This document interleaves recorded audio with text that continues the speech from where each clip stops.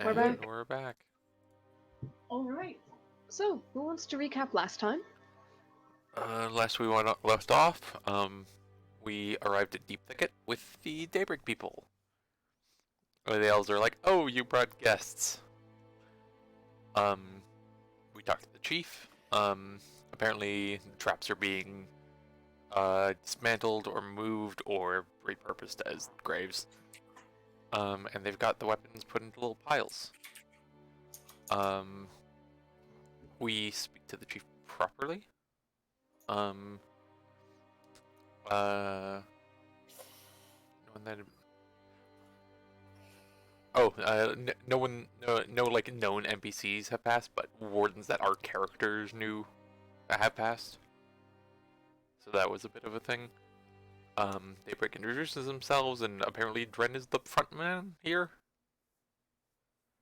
Just Um, hilarious. the chief asks our opinion of them, and we say from what we've seen so far, they seem pretty cool. And it's basically the thing of, hey, we want you like your opinion if because you're the one you're gonna be trusting the weapons to. Um, we are allowed to take the weapons and armor. Just take a few hours to do. We do some busy work meanwhile. We do some, not quite autopsies, but body loots. As well as we put the body of. Actually, we keep the body of Thrastra. Um,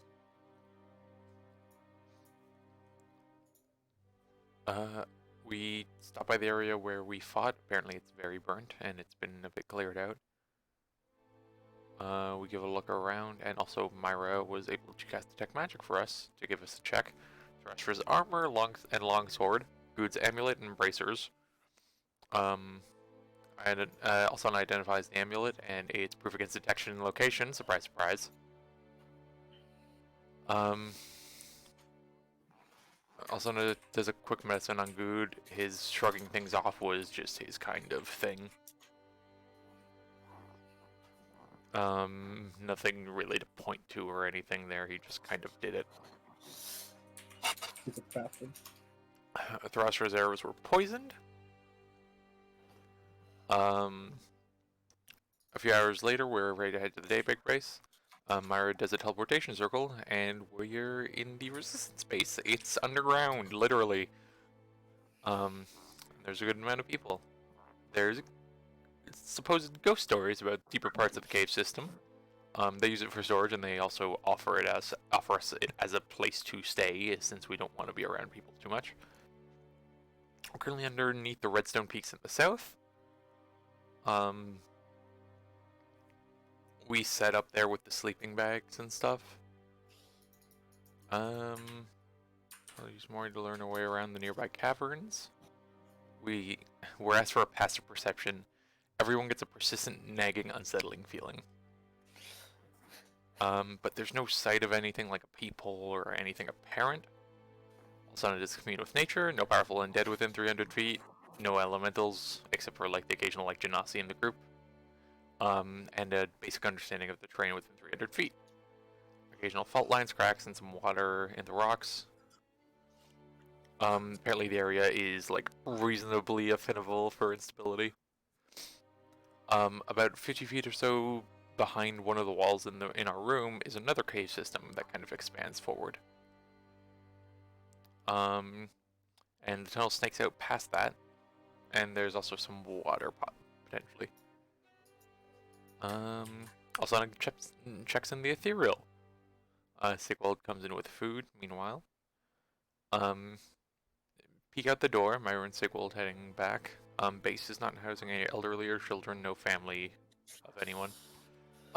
Heads through the 50 foot of stone. There's not much light. She reaches the 100-foot mark of her vision. Checks another 100, and the tunnel just kind of keeps going. And Alsan is still feeling that feeling. It's like it's not something. It's kind of this just area effect. Considering layer effects, and eventually like circles it out somewhat. The populated area is just barely on the edge of it, and it seems to be some sort of like sphere or area that goes deeper in. It doesn't get stronger as it goes in, it just kind of is consistent in this dome or globe or whatever it is. Alsana doesn't hear anything on the other side, and doesn't really get a good idea of how big the radius could be. So she decides, alright, we're gonna try to really get an understanding of how all the earth here. Alsana pulls up an earth elemental and asks it for help with her casting Commune with Nature. And it works with a much greater radius. Influence from other planes, there isn't a portal or anything, but there feels like there's something there that there shouldn't be. Something probably from the Underdark. Or outer planes. But around there, and it feels like it should be both far deeper and much higher up, so. I guess we'll get a better idea of the winding cavern systems. And after a while they open up into stranger shapes. Actually like worked out places. An open space larger than anyone that like is she sensed before or is natural. Apparently there's buildings. They're crumbled and old, but there's something there. And shaped in caved angles and curves of buildings. 4 to 5 miles beneath us. So Alsana decides to send her elemental down into that area, and then commands it to allow any scrying magic, and then scries on it. It kind of lumbers through broken and ruined streets as it goes up to a stone building. There's a long pillared hall with a mosaic on the floor, and an effigy of a skull, but not really. It's a weird skull. And then the elemental kind of stops there doing nothing, and turns around and starts to head back. No living things until the scry picks up a loud call. Elemental seems to pay it no mind. Scry ends and the elemental dissipates before it gets back. And the elemental did clearly kind of disregard what Alsana was doing. It was lots of concentration on the spell, but even so, it was a bit odd. We go and we tell Myra. And just give her the full thing, and that we're probably wanting to go there for safety, totally not just cool loot and killing things and experience. Side quest before the final boss? No, perish the thought. But Myra goes, yeah, that's probably a good idea. Gets a thing to set up guards on the, as Ty puts, bad vibes rooms. Okay. Capitalize bad vibes. After we head out, if we don't send word or come back within a day, get worried. But we give them a sending stone. If we don't send word to them within that time, they'll send word to us, and if we don't get answer, they close the tunnel off. We instead get a room on not that area, and we put up a divider. And we take a long rest. Also, we divide out some potions and supplies. Alright. So. You guys do successfully take a long rest. You wake up more out of habit than out of a clear sense of what time it is. You are deep underground, you don't have sunlight to help you track the hours. So it's mostly the sense of, I've had enough sleep, I'm ready to be awake, that brings you out of slumber. Those are the best. Yeah. Ken just wakes up like, is this what... No, not heaven. Is this what purgatory feels like? That's what natural sleep feels like. Oh, I perished the thought. If I'm missing out of this for this long, I'm gonna be fucking miserable. Alfana, I see what you mean with like sleeping in the dark. This is actually really nice. Mm-hmm. Yeah.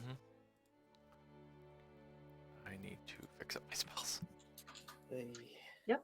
So while Alsana settles down to probably put the beads back in her hair and meditate upon her spells and what she wants for the day, the rest of you, somebody comes by, kind of knocks on the little side room, the little pillars supporting the entrance, pokes her head in through a curtain. Hey, we've got breakfast out here. If you want someone to bring it to you, just let us know. Oh yeah, that'd be great. Wait, Yeah, cool. we can go and Sorry, recording. nah. Can we go and get it? Should we go and get it? What's the vibe? Vibe is I'm violently sneezing, and I feel sorry for anyone who listens to this recording because I didn't mute on the recording. I just did on Discord. Oh no. Bless you. Oh, there's going to be a little segment there where in the recording there's achoo, achoo, achoo, achoo. It was just the And we're one. just- I sneezed Okay. once. I said sorry recording, and then I muted my mic properly. For the sake of the recording, would you like to repeat the question, Ariel? Oh. Well, it wasn't my question so much as Calda's. Do you guys want to go out and get breakfast where basically breakfast is being served? Or do you want to say, yeah, sure, to this guy, bring us our breakfast, Yeah, as he is offering? bring it here. We're waiting for some bad vibes to come out of this wall. Oh, sure. Well, I'll fuck go it, and dude. We don't I'll wanna go get there tell our wizard about. now. Oh, she knows. He still gives you kind of a look. Fuck. Right. I'll be back. Scoots out. As a reminder, in case you forgot, you did request that you be put in a different location. You guys are much closer to just everybody else in this underground compound area. They managed to like squeeze you into essentially a supply closet so that you're not fully in view of everybody else for the sake of potential scrying. I feel like we were in the room where like a lot of other people are sleeping, but we just set up the tent. Like, Yes. that's the plan. You did set up the tent. You kind of made a little curtain. You were not in the same room with the wall that you were sensing things through. We're not in the bad vibe place. Yes. Again, Ken was just trying to fuck with the dude. Okay. Well, it worked. After a few minutes, the guy does return with a few bowls of a very simple sort of boiled porridge. It's livened up a little bit with a bit of meat cut up and stirred in, almost like it's a combination between an oatmeal and a soup. Hey, it's like the eggs I just made. It's definitely edible. It's not bad, but it is kind of on the bland side around the chunks of meat. They're almost acting as seasoning, alongside a few vegetables as well. But you're able to eat a breakfast that satisfies you and prepares you for the day. Ken kind of stands up, just pats his gut like Shrek, and just, I gotta say, this whole adventure has given me a really good, consistent diet of rations, and then immediately followed by very good meals. Yeah, we've really found like you and Alsana are good at cooking like the food, and then wherever we go is always just a really nice meal. Yeah. We've never had an unsatisfying meal on this adventure. Oh, there was that one, I think, crocodile that didn't taste very good, but other than that, I was a fan of the crocodile. yeah. It was new. Anyways, not to get killed by Calda, it's just because I killed the cookie. I wasn't being sarcastic, Ariel. Kane just Okay. appreciates good food. It felt pointed, so I'm like, alright, fine. I wasn't being a it dick. was- Kane just likes food. Okay. It's part of it is me joking about like you saying hearty meal for the first half. Yeah, of this that's why campaign. it felt like okay. So it's you. All Yeah. right. Yeah. It's me. Gotcha. You know, I gotta say, this meat Uh, really also sticks to my because- ribs. What ribs? Really does. Oh, did you, Also, did you find a rib cage somewhere? it's also me suppressing the urge to ask how are everyone's bowl cuts in this cave. Really good for keeping falling rocks off. So, My goodness. All right. sorry, Harold, I had to go. Love you, Mario. Are there any requests on spells? Ah.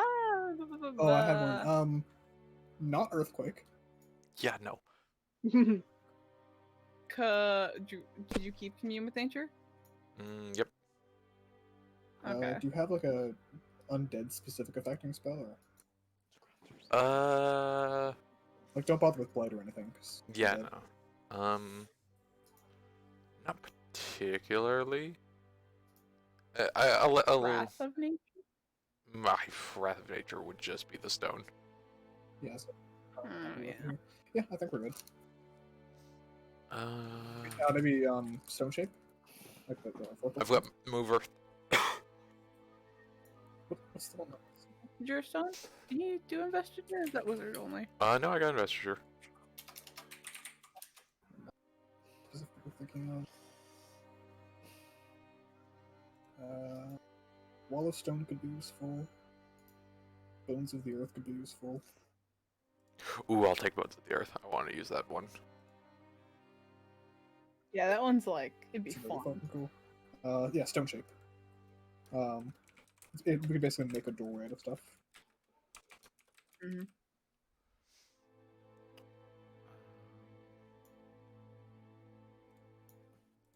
I've got move earth instead. That could work. Because move earth is Move earth is 6 6. Yeah, I just think it's just like a quick 4th level because it just basically can get you through like 5 feet of stone. You can make like a doorway that we can seal. Well, up to you. Sorry, I'm having like a coughing fit. Sorry, recording. No, I can mute it properly this time.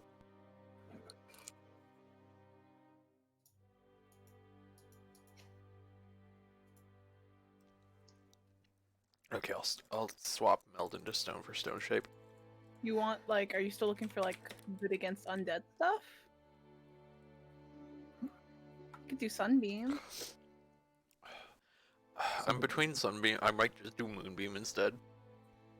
Just as a Yeah, that's source fair. of radiant damage to stop like regeneration and like undead fortitude. My And thing also is, AoE and stuff like that. My thing with sunbeam is even though it's a line, undead have disadvantage on the saving throw. That's fair. What level is sunbeam? 6. Sick. 6. I have a few 6 already. That's the only Oh yeah, thing. because the investors level. that- 'cause So I've- yeah, maybe moonbeam. Because I have investiture, I have heal,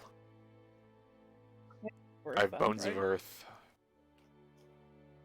and I've got Oh. move earth. I mean, Earth You have 7th level spells. I have 8th level spells. would be Yeah. fun too. You what? Yeah. I use sunburst. Remember? I thought you used sunbeam. No, sunburst. I'm picking incendiary cloud right now. Oh fuck yeah. Goodness, nice. Oh, does Earth might not affect non-flying creatures? Yeah, it just removes fly speed. That's it. Okay. Yeah, should be good then.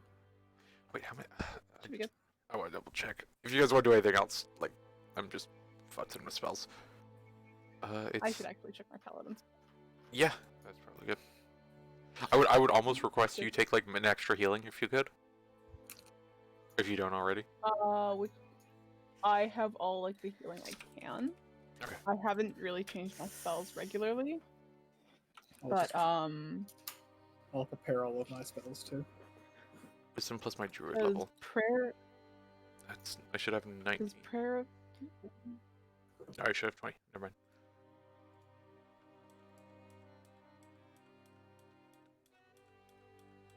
I can't think of anything else that'd be crazily good.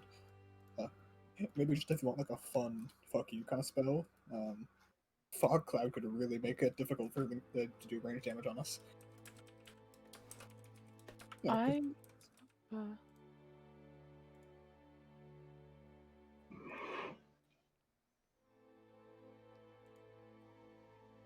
I am taking a bit more healing, actually. Alright. Ken just kind of rolls over to Alaris while those two are preparing spells in various forms of magic-y goodness, and just, hey. Hey, Alaris. Hey. Hey, Alaris. John, you're muted if you didn't know. Yeah. Sorry, what was the thing? Did you think the gruel was poisoned? Probably. If either of us survive, I want you to sing at my funeral. I won't, but You would say no to my last wish like this? I wouldn't sing at your funeral because you wouldn't want to hear me sing. I'd be dead. It's not for my sake. It's because if Alsana goes to my funeral, she'll have to hear you sing. You raise a fair point. Don't I? But if you die first, I mean, I don't think anyone will let you, but Aurora wouldn't. No, especially not something so stupid as food poisoning. I mean, poisoned food is a bit different from food poisoning, I think. Either or. Just, do you think you could convince Xanthus to sing at your funeral? There wouldn't be a funeral. My wife would pick a fight with him, and Right, she'd right. win. Yes, but presuming that in the short time it takes her to beat the hell out of Xanthus, There's a then funeral? yeah, because we don't know how if she's going to succeed or not. She is fighting a god, and we do believe she can win. You know, gotta make it believable. Gotta fake her death somehow. I don't know. He I doesn't seem the think singing Sonic- type. Yeah, but I think Alsana could make him sing. She'd annoy him into it. And she's good at that. She's annoyed Xanthus into a lot of things. I feel like that's a very specific type of skill to do that and not get It's smoked. astounding. Astounding! You know, I usually take pride in myself being the one to ignore my way through life, but she has a certain expertise in that. Yeah. Right now? I suppose we're eating. I suppose we're eating this gruel then. He just takes another bite, and it's good poison at least. I heard them talking about some sort of spice, a special spice they're putting in it. Yeah. What do you think? Wyvern poison?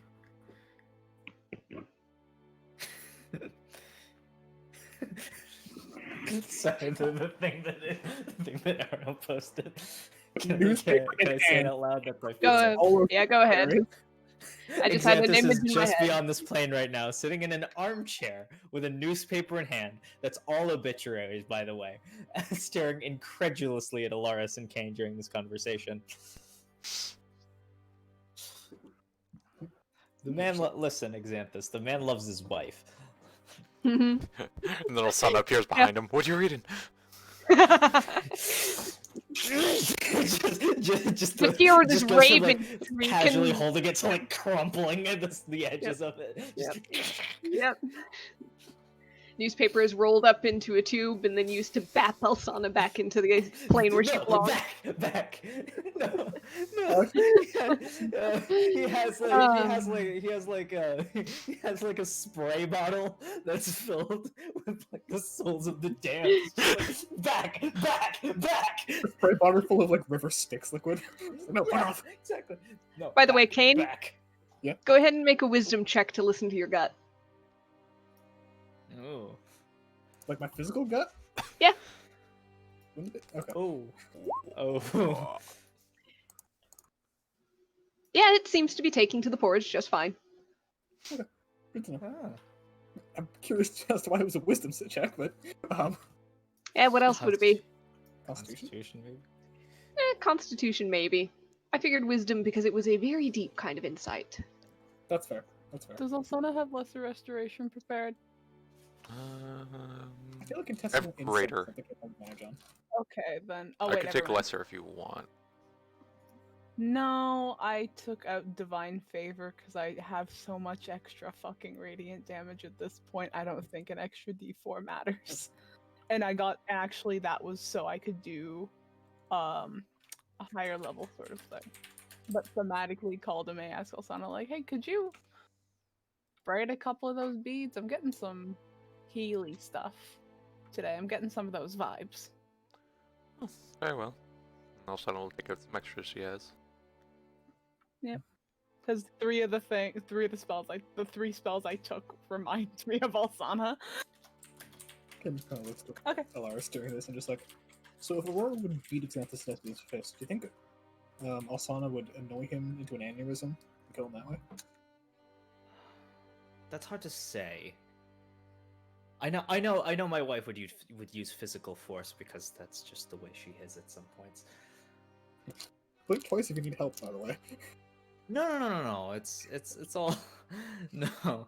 It's she defend before this whole, and he holds up the crossbow. She'd defend my honor. Were you a particularly bullied sort of man?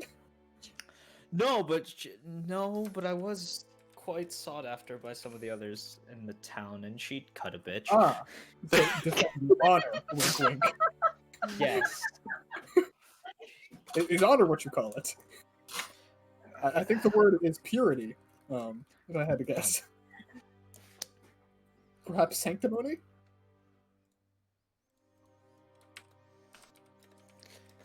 Yeah, probably. Well, good job keeping it quivered, I suppose. Yeah. So how do you do? I dread to think what will happen if Gage ever has any bullies. Considering I've armed him every time I've seen him, I think it'd be okay. He'd be okay. I'm just worried about the parents. I'm all good for spells too. Alright. And as we cut out of Laris and Kane's news section. Just worried.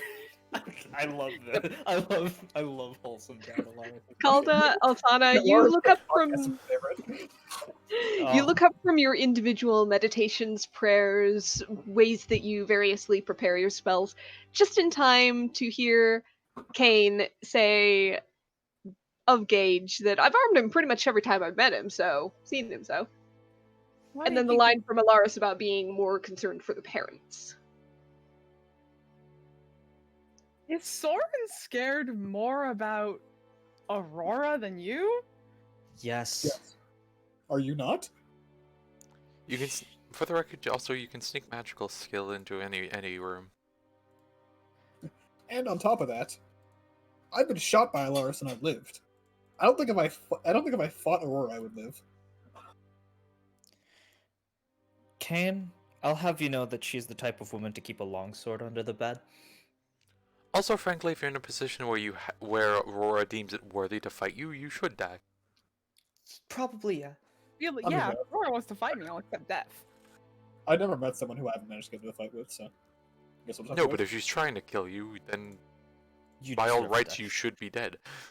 I did arm her child, so I don't know if she appreciates that or not. I You know hear a she- knock on the Oh. door frame. Who's there? It's me. You hear Myra call from outside. Everybody decent in there? Can I pull the tarp aside? Mhm. Suppose.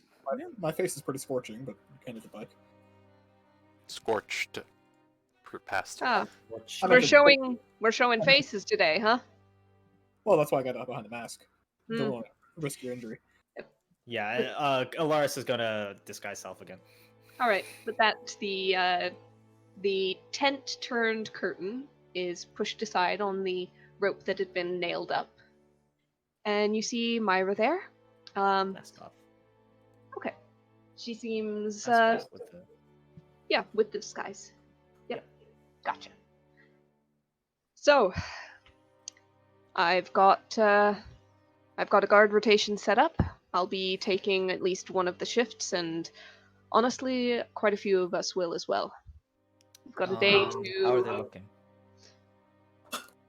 They're looking, well, a little nervous. Nobody really liked it back there, and finding out that potentially there may be a very deep reason for it has got everybody a little concerned. How are we looking for a training program? Are they? Alaris, while I am normally all over this conversation, how about instead we go kill the problem first? Yes, but we need to make sure that this home front is secured as well. Well, when you get back, we've been doing our best. We're not helpless. We've survived this long. Good, good. Maybe set up any trapping style spells you've got. Just in case. Yes, garrison the troops. Alarms. Yeah, Troops.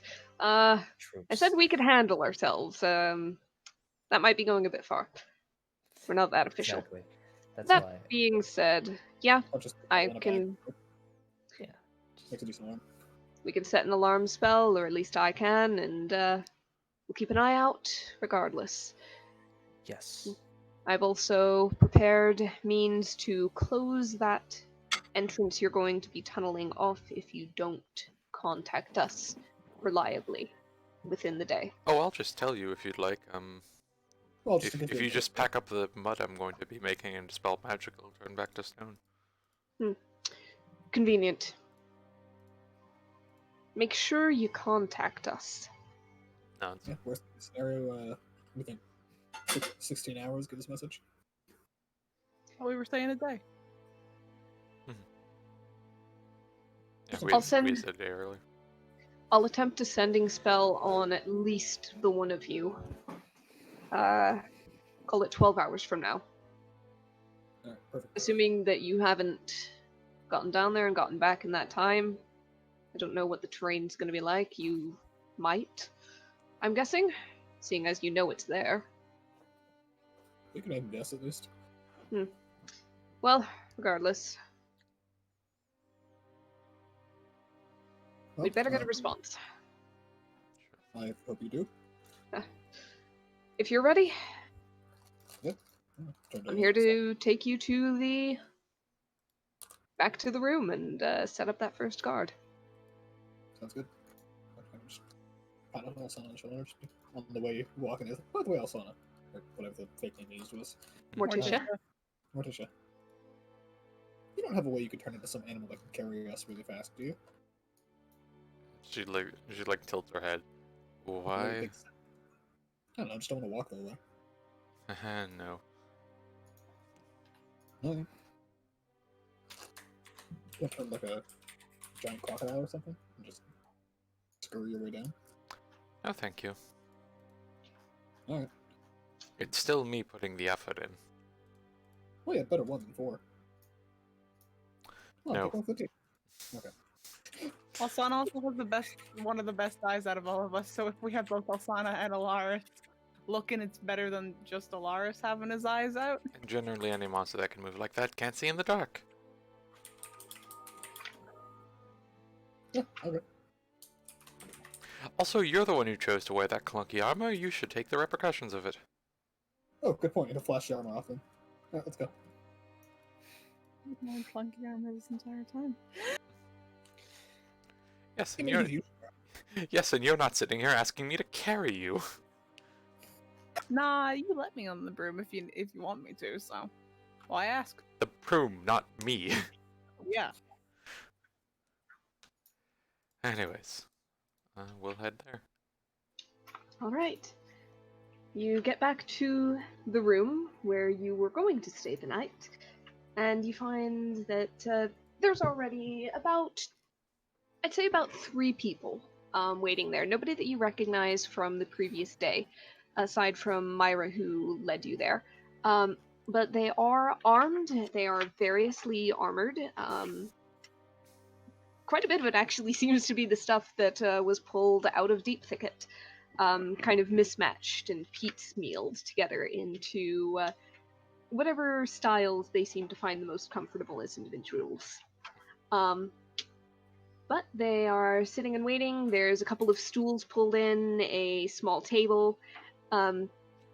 Two of them are actually sitting at the table while one shuffles a deck of cards, apparently settling in for what could potentially be a very long and potentially, hopefully, quite boring guard shift. Alzana walks in and goes, I'll tell you right now, you're going to want to clear out of this room, at least for the first little bit. And they look up and just, oh, Oh, I'm sorry, sorry, did you expect me to just yeah. walk through the wall? what, well, just, Because sorry. I could, And but I won't. you see one of them starts to dart in and out, taking the stools Alzana. out to the hallway. Grab a Two of shovel them at while the you're at table. it. The two at the table pick up the table at the edges, one of them slipping the cards into their pocket and start lugging it back to the door and through.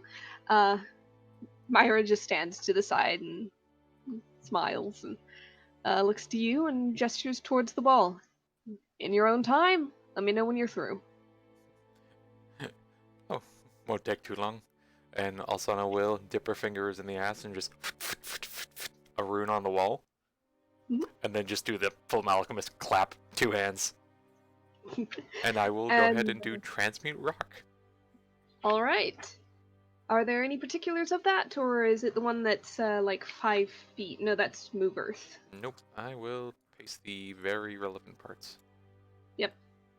This was the one that my dead wizard dwarf wanted to use. Transmute rock to mud. 40-foot cube. Oh, yeah. All right, you get almost all the way through with that. There's a 10-foot gap still in front of you of solid stone, but that rock just becomes... Honestly, Alzana will put that just a bit further in, if possible. Just so there's like a thin layer of stone between them and the mud. Okay, so you leave a crust of stone... Yeah, like an easily breakable kind of few-inch thick thing of stone. Oh. Probably technically not the way this spell would work because it's not stone that you can see at that point, but for the sake of it, I'll say Yeah, that that's a it's good a point. very, very thin crust. I could do like a spellcaster check if you want.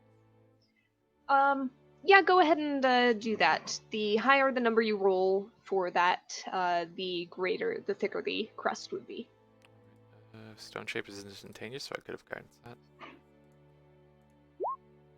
Okay. Alright. 23. Sure. Alright, I'll say with that you have a good 3-inch chunk crust of stone between you and the mud. So visually, to the rest of you, nothing changed. There's a flash of light that washes across the stone, fades away, and nothing else really happens. Alsana, you're aware that the spell took hold, and approximately how deep? Alright, and she looks and goes, right, so there's about, a couple inches of stone here, and then further 40 foot of mud. Well, that's gonna be gross. Can I? And he pulls out his various magical weapons that are built specifically for this. This is why I said maybe clear things out and bring a shovel. Yep. It's about to get money. Myra kind of pokes her head in, and I did send a couple of them for some shovels. Perfect. Well, Kana's gonna swing the magic mace as hard as he can to break through the stone. Alright, go ahead and make essentially an attack roll.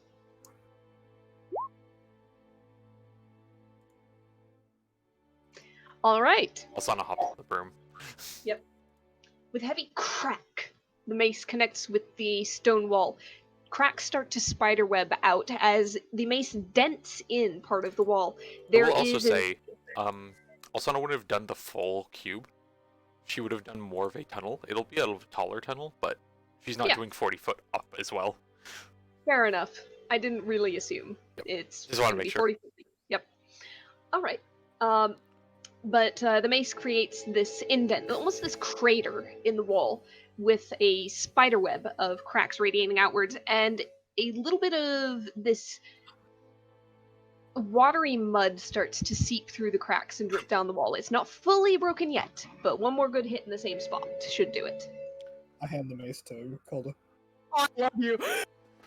Have those shovels ready, boys? Is it Calder, go ahead and basically Plus 3 roll.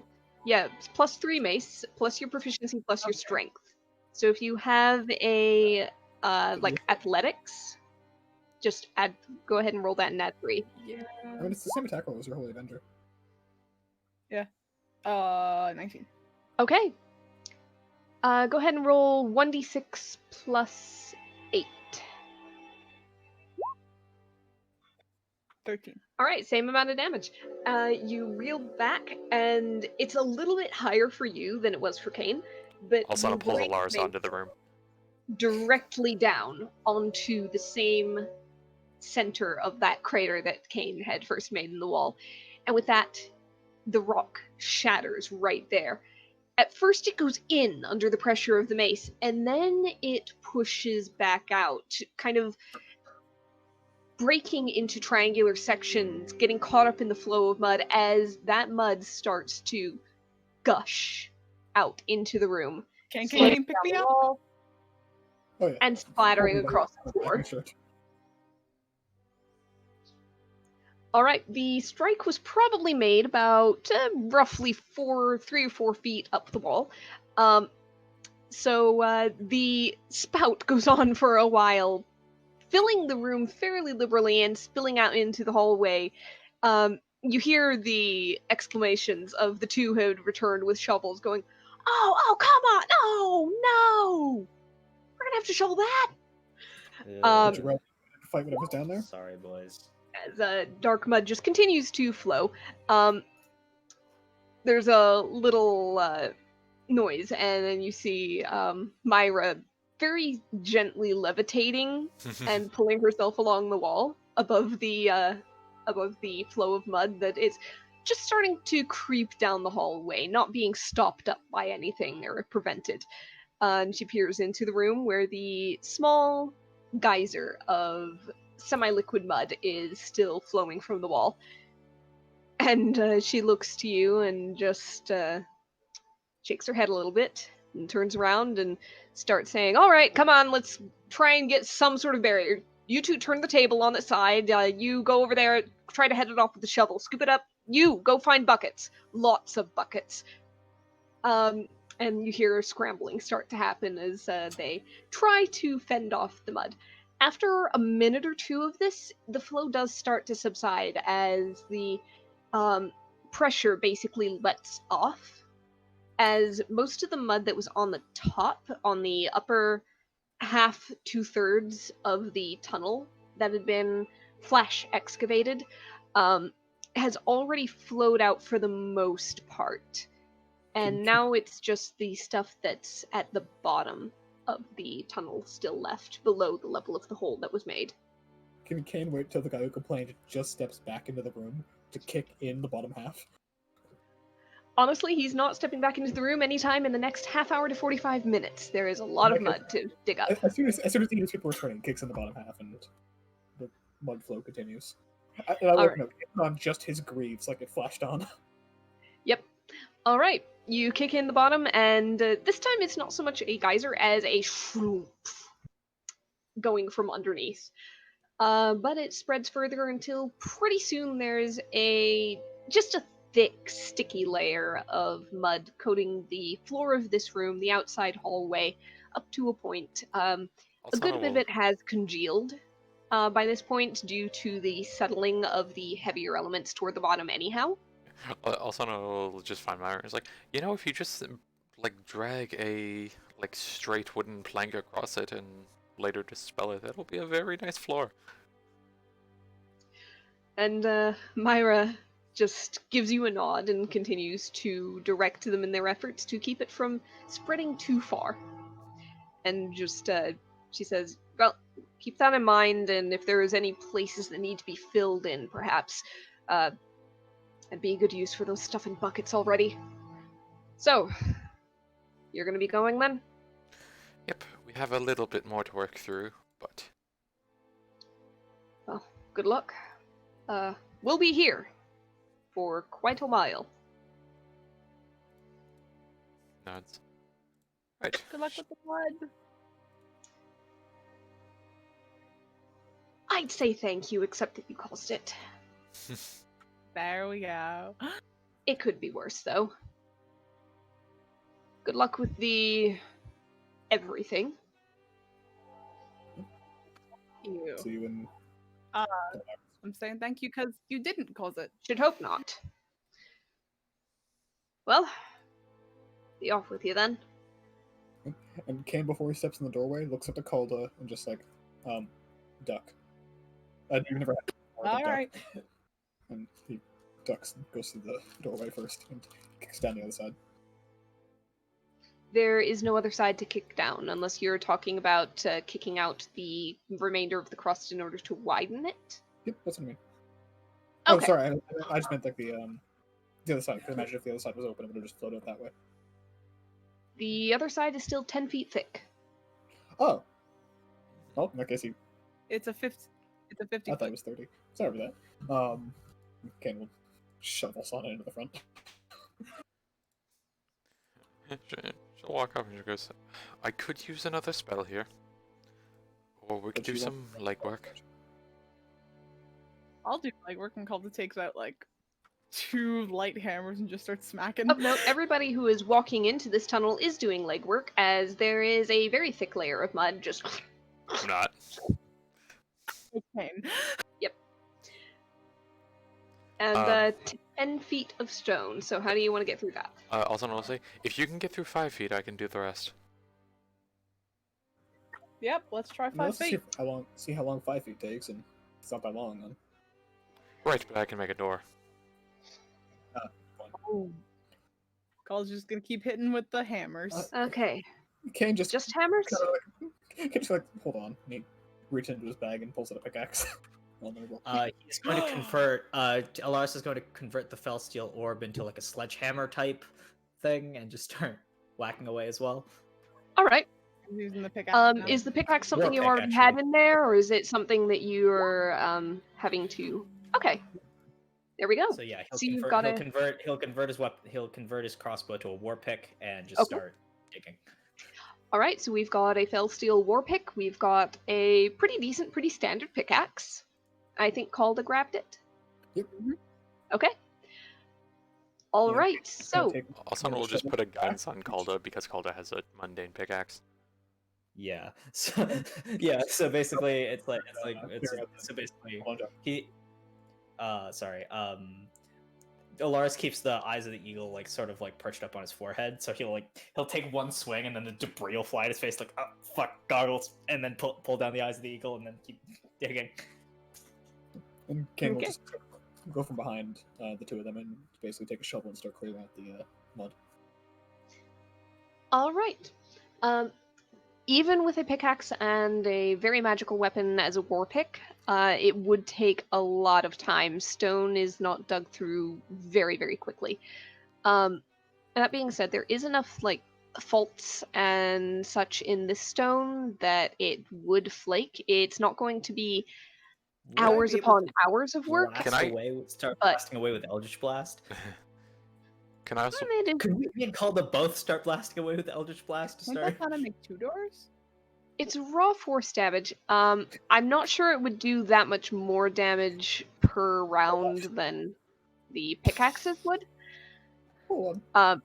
Basically, if you're willing to spend a good 1 hour with the pickaxe and the war pick and Eldritch Blast, Can I just put forward that these are very physically fit people with a lot of weight behind their swings. These are not regular old miners like level 1 humans. That's why it's only an hour. It's 10 feet of stone, dude. It's 5 feet of I'll stone. kind of just make 10 feet. 5 feet of stone, dude. Oh, we only have to get through 5 feet. Oh, right. You wanted to get through 5 feet, and then Alsana would get Yes. the rest. Yes. All right, half an hour. Half an hour to get to the point where Alsana would stop you. Does that seem reasonable? Sounds good. We're trying to just make 2 doors? Yeah, I love the idea of like a screen door and like a proper door for this. I don't Like, I don't want wondering. because that's healing spells. Oh, okay. I didn't know what spell it was. Yeah, no, it's stone shape. It's 4th level. Oh, fuck If it was that. first or second or third, then yeah, but I'm dropping a fifth and a fourth to get us in here. I'm not doing more if I don't have to. Half an hour is half an hour. Okay, yeah, that's fair. I didn't know what level it was, so I'm like, Mm. wait a minute. Kate just kind of looks up to Alsana and like, you really don't have a spell to make like a cantrip or anything to make this easier. No. Also, it wouldn't work on solid stone. Well, I'm Okay. Let's just keep hacking at it in just another swing. going to hand Alsana a shovel. Fine. She kind of like raised If an you're eyebrow. using the shovel, I just did 40 feet. You can do 5. So you're just gonna sit there for half an hour and watch us? Yes. Please start. can if you're using the shovel, You can't I use just the you just fucking sit there. You just stood there and watched me while I did 40. Actually, I kicked through the last few inches. Oh, a couple inches. Well, we're even then. Alright, well, in that case, you supervise, I guess. And if you're using the shovel, why can't I use the mace? It's not gonna help you. A pickaxe will get you far further in here. It's magical concussive energy, but okay. No, it's bulging damage. It's. I'm telling you right now, a pickaxe will work far better than a like 6-inch head mace to get through stone. I don't know science, so I'm just gonna believe both of you and not believe either of you at the same time. That's fair. Anyways, half an hour. All right, half an hour and kind of sweaty, kind of. You're not tired. You've done worse, but you're feeling it a little bit. There are chips of stone mixed into the mud that Kane has been shoveling out and coating the bottom of the hallway. Chunks that have been kind of kicked out into the room where they didn't clatter so much as schloop. But you have roughed out a pretty sizable addition to this tunnel, a further 5 feet deep and about as tall as you need to walk. And then Alsana will door the rest of it. All right. 5 feet in any dimension, any shape. Okay. So you've got a 5-foot thick stone door with 2 hinges and a latch. The latch is on the inside. She'll shift some of the She'll make it like a 5 by like 3 foot. Just to like Oh. move some of that stone to the side. So it's a very short door? The door being 5 foot thick is kind of goofy. Yeah, it is. Yeah, she's just trying to move some of that mass like on the other sides of it. Fair So the enough. hallway's a bit You know what? thinner, but the door is reasonable. You know what? Because Full Metal Alchemist was invoked earlier, when you do this, some of that mass goes off to the side and forms a couple of ornate columns with little skulls on top. Perfect. And there's a head with a mustache and a really bit of hair. No. St. Greg has come to bless us.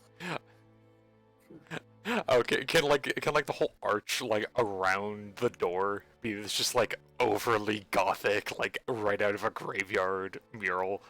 Yes, it can. Okay. Some of the skulls have little, like, stone leaf laurels on them. Right, The Hades. door, Yep. the door handle is a skull with a dusk bell in its mouth. Yes. It is precisely that. Okay, so you guys now have a functional stone door Right. Put your back into it. at the end of a very dark 50-foot hallway. So, you, I'm making a dungeon. Oh god, dude! Always knew you turned into a lich. Can close out the sword. Alright. Being formed from magic, and very newly at that, the door, while the material is very heavy, actually doesn't take that much heft to open. It is very well balanced on those magically engraved hinges.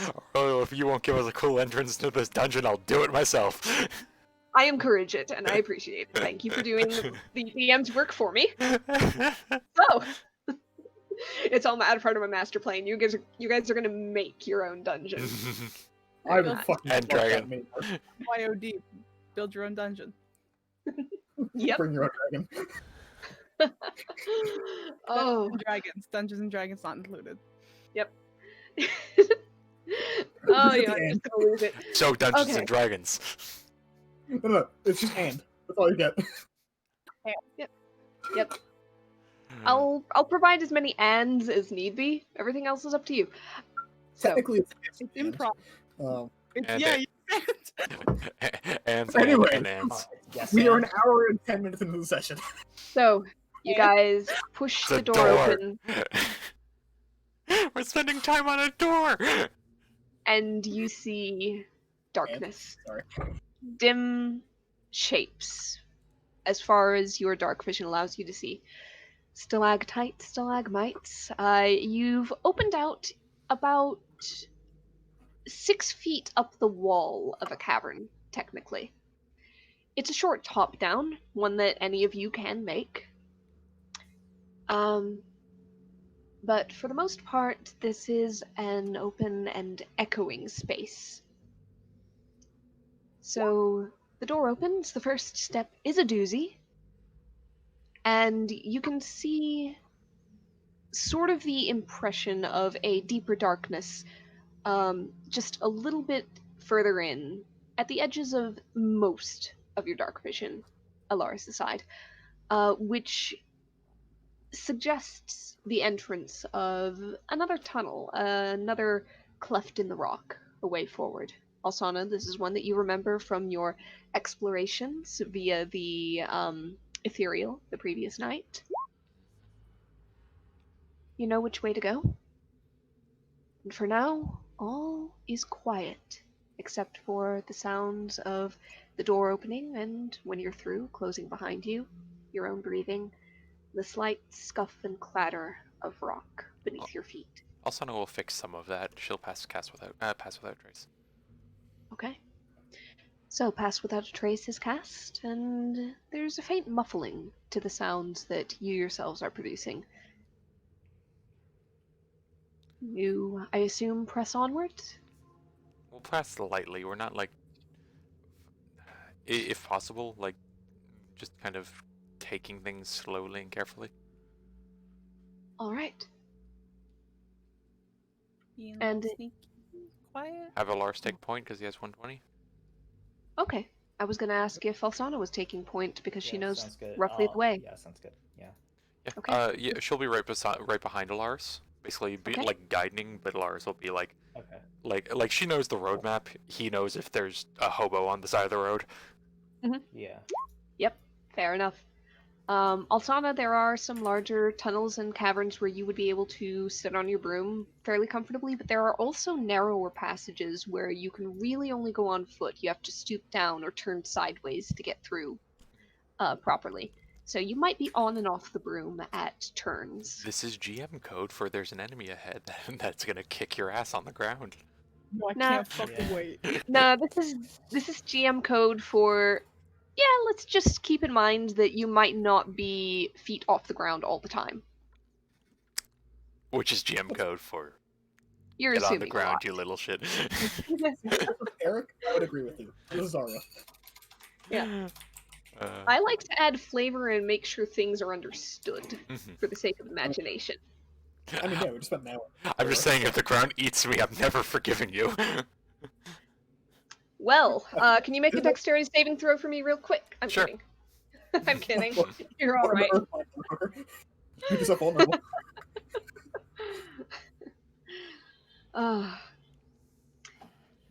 And I completely missed what was being said in the chat. Stalactites, stalagmites, not both. I mean, I could. I know. I love that. I love that it's always stalactites and stalagmites because no one ever bothers to pay attention to the difference. So it's like there's Stalac- both. It can't be wrong. Stalactites are on the ceiling. By the way, it's stalac, not stalagtites. That's Stalagmites why. are on the ground. Okay. That's why it told me that was wrong. So, you guys press onward. At one point, there is, Alsana, you would remember this from your exploration the previous night. There is a section where there's a good, 3 feet of stone that you would have to get through in order to progress onward. Just because the tunnel, the caverns that you are following kind of seem to dead end, but you know that there's an open space just beyond this. You still have the pickaxe if you'd like to do it the hard way. If you make a smaller tunnel than, like a shorter tunnel than previously necessary, and I'll stoop through, it might take the two of you no more than 15 minutes, possibly just 10. Otherwise, potentially magic could get you through that, but one way Also, or another, you gotta break stone. yeah, also I looked at the group and was like, do you want me to cast here? It would keep us quiet coming down these caves, but I mean, Pass the Trace is ritual, right? no, but mine is infinite. Okay, yeah, then just good art. If say if we're going to be, I don't know, 400, 500 meters, and we don't see anything particularly dangerous, we speed up a little bit. Say that again? Got a bit quicker graphic again. Sorry. Say we go about 400, 500 meters. If nothing dangerous goes on, maybe we speed up a bit. Just trust your magic. Keep us quiet. No, I'm asking if you want me to cast the stone out of the way Oh, and use up some of my magic. no, I'd rather fight them in a doorway, personally. Just easier to handle. Yeah, probably better not to use all the magic because we probably shouldn't rest down here if we can stop it. Alright. And King once more hands the pickaxe to Kalda and shove it. Also, will... Let's. Yeah, I don't know how it's possible, but try to not be as loud with it. I'm telling you right now, it is not possible. And Kane takes the swing with the mace, just trying to do something, because Solara says the other pickaxe. Yeah. Just try anyways, and she casts guidance on Calder. The clang of the mace on the stone rings out through the tunnels behind you, as does the follow-up clangs of the pickaxe. As stone begins to crack and crumble, each sharp statico sound of it hitting the other rocks on the ground and skipping and bouncing away, it echoes out, and the longer it goes on, the more and more that you become aware, hyper-aware, of that feeling of something following you. Catching its attention. Alsana and Alaris are keeping watch at the back, I assume. Even with your very high passive perceptions, potentially very high active perceptions, you don't see anything in the darkness. There's nothing coming for us, but there's something aware of us. Finish this. The next one we run into, I'll just cast. Alright, it's your magic. Just make sure you keep enough. I'm going to be using a lot more magic if we bring anything down on our heads, metaphorically or otherwise, before we even get there. I trust you to know the magical limits. Yeah. And if it's in a doorway, I can very comfortably stand in the front and let you just snipe cantrips over my shoulder. Anyways, clang. Yep, after about just a few minutes, 10, maybe 11, hard to keep track down here, the pickaxe breaks through, and Calder, you kind of wriggle it and pull it out, and there's a hole now into a deeper darkness. You finish clearing the way. It's perhaps not the largest or smoothest entryway, but it will suffice. Calder could probably walk through very comfortably. Everybody else has to duck. Also brings up, can you maybe hood your lantern? Give us a bit more light, but not a full. Oh, yeah. Honestly, I assumed it was hooded, but yeah, I'll Alright. put it. So it's like 10 and 10, I think it is. Okay? Let me double check what the light is. Yeah, because I swear the usual is something like 20 or 30. 5 feet. Okay. dim. Yeah, okay. Just So enough to the- walk by. Yep, very close radius. You step through, and you see it. the air smells a little bit different here. It was trapped and separated from the air in the area you came from. Still breathable. But there's this undercut scent to it. It's almost more earthy than the dusty scent that you just left behind. Can also make But some sort of check on that to still, make... yeah. Call it a nature check. It's still somewhat stale and closed in. You're pretty sure that something down here, there is some kind of plant life, some kind of something. You didn't come across much of anything in the previous caverns. In this area, you think you're catching the scent of something that grows, dies, rots, and fuels further growth, be it a lichen or a moss, or maybe even a cave-based mushroom.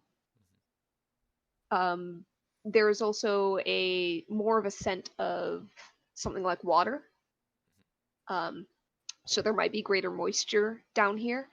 Maybe even a small cave or a stream. You remember in your explorations that you did see some signs of small streams and small pockets of cave water here and there. Right. So you're kind of picking up on some of that. You know that up ahead there is another barrier of stone. This one is a bit thicker. It's more in the vein of 6 or 7 feet that you guys are going to have to break through, but that's a good 15-minute walk at a slow and steady pace before you get to that. But it's something that you know about, something to keep in mind. And after that, you're going to be fairly close to the limits of your previously acquired knowledge of this, direct knowledge of this region. You have an indirect knowledge through the Earth Elementals supported. I forgot the name of the spell. Commune. Yes, thank you. Okay. At this point, you've probably collectively been down here a good hour and a half. Just kind of traveling deeper. Most of that time is taken up by the difficulty of the terrain and by the need to go slowly and fairly quietly.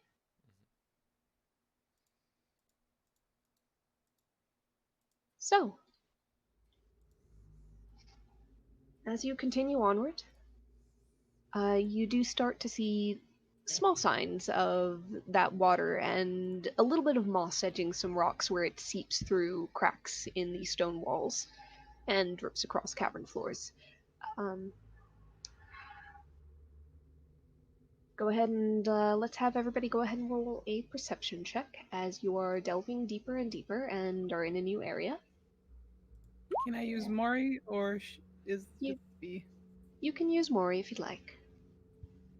Are you doing the have Mori fly out and kind of ping you, like what he sees and hears?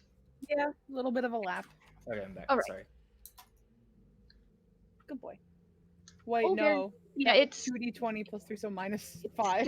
it's still a 21 because of that 18. I messed up the English. We were able to parse it out. He's still a good boy. I'm like, wait a damn minute. 26? You can't do So that. 16, 21, 21. Yeah, you guys are doing pretty well on this. So, as you're kind of keeping an eye out, but more so keeping an ear out, as this area, this environment, lends itself less to sight, which caps out at a certain point, Alaris aside, and more to the echoing sounds that might bounce off the stone and reach you. You actually, most of what you pick up on is the slow drip of water, falling from ceilings, plinking into pools, or onto the rocky ground.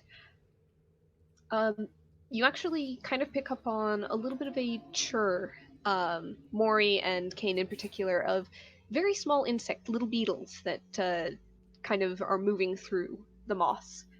Calder, could you go ahead and roll me a D100? Fuck yes, I can. Thank you. 41. All right. Well, okay, that's gonna be fine. beetle. Don't worry about it.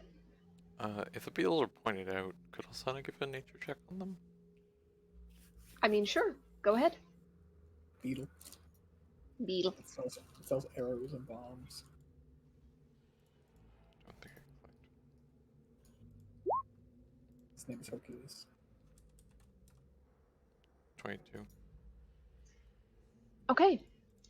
Visually, they look like a relatively standard variety of cave beetle. That being said, there are some strange colors and patterns on them that you haven't seen or read of before that would perhaps pique your interest in a scholarly way.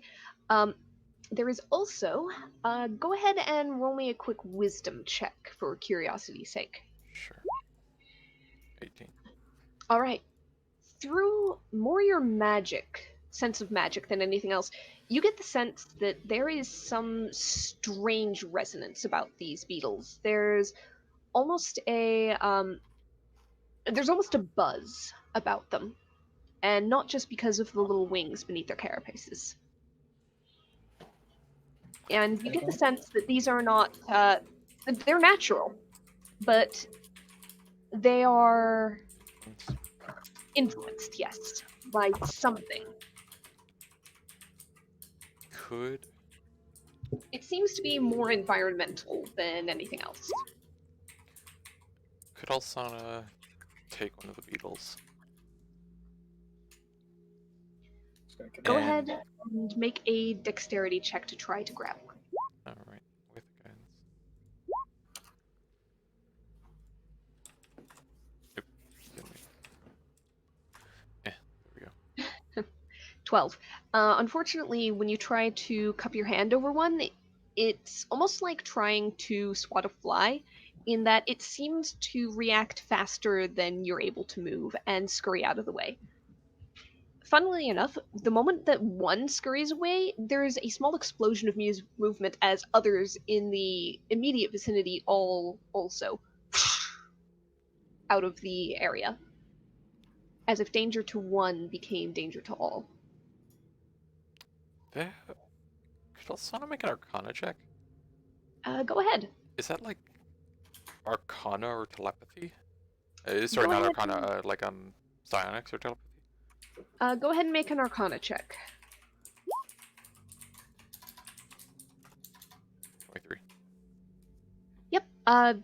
You'd say that this looks a lot like the reaction that you'd expect of, if not a hive mind, then at the very least something deeply instinctual and probably magically influenced, probably psychic, psionic, something that fits that resonance that you sensed initially on these beetles, on these life forms.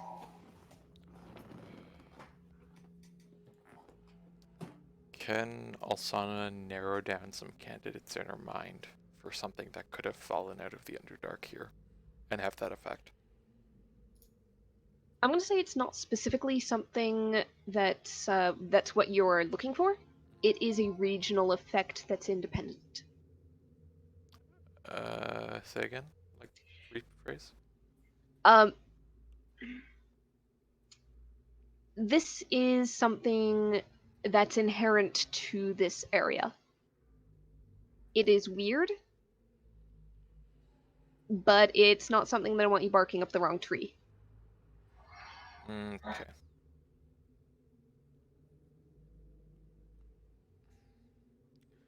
There's something weird with telepathy or psionics or something.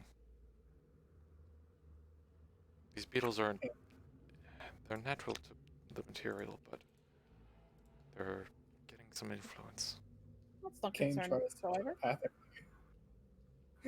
telepathically call Alsana a bitch.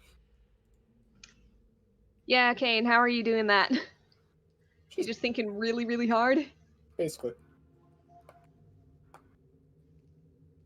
I assume nothing happens. She doesn't seem to react. Yeah, Alsana, you don't hear anything. You just, Kane's staring really hard, but you kind of, that creeping feeling of something following you and watching you and lurking beyond your senses hasn't gone away this entire time, so you probably wouldn't pick up on Kane staring intently at you from behind your back. Also, I'll just ask Calta, it's like, is your like mental talking with Mori affected at all? I don't know. Let me just figure it out. And Calder's just gonna like think to Mori and just go, "Good boy, come here." Mori perks up, flutters over, and you get the telepathic back of, yes, I am a good boy. Roll a d100. 64. Alright. Oh no, I see why I'm being axed. Noted. Okay.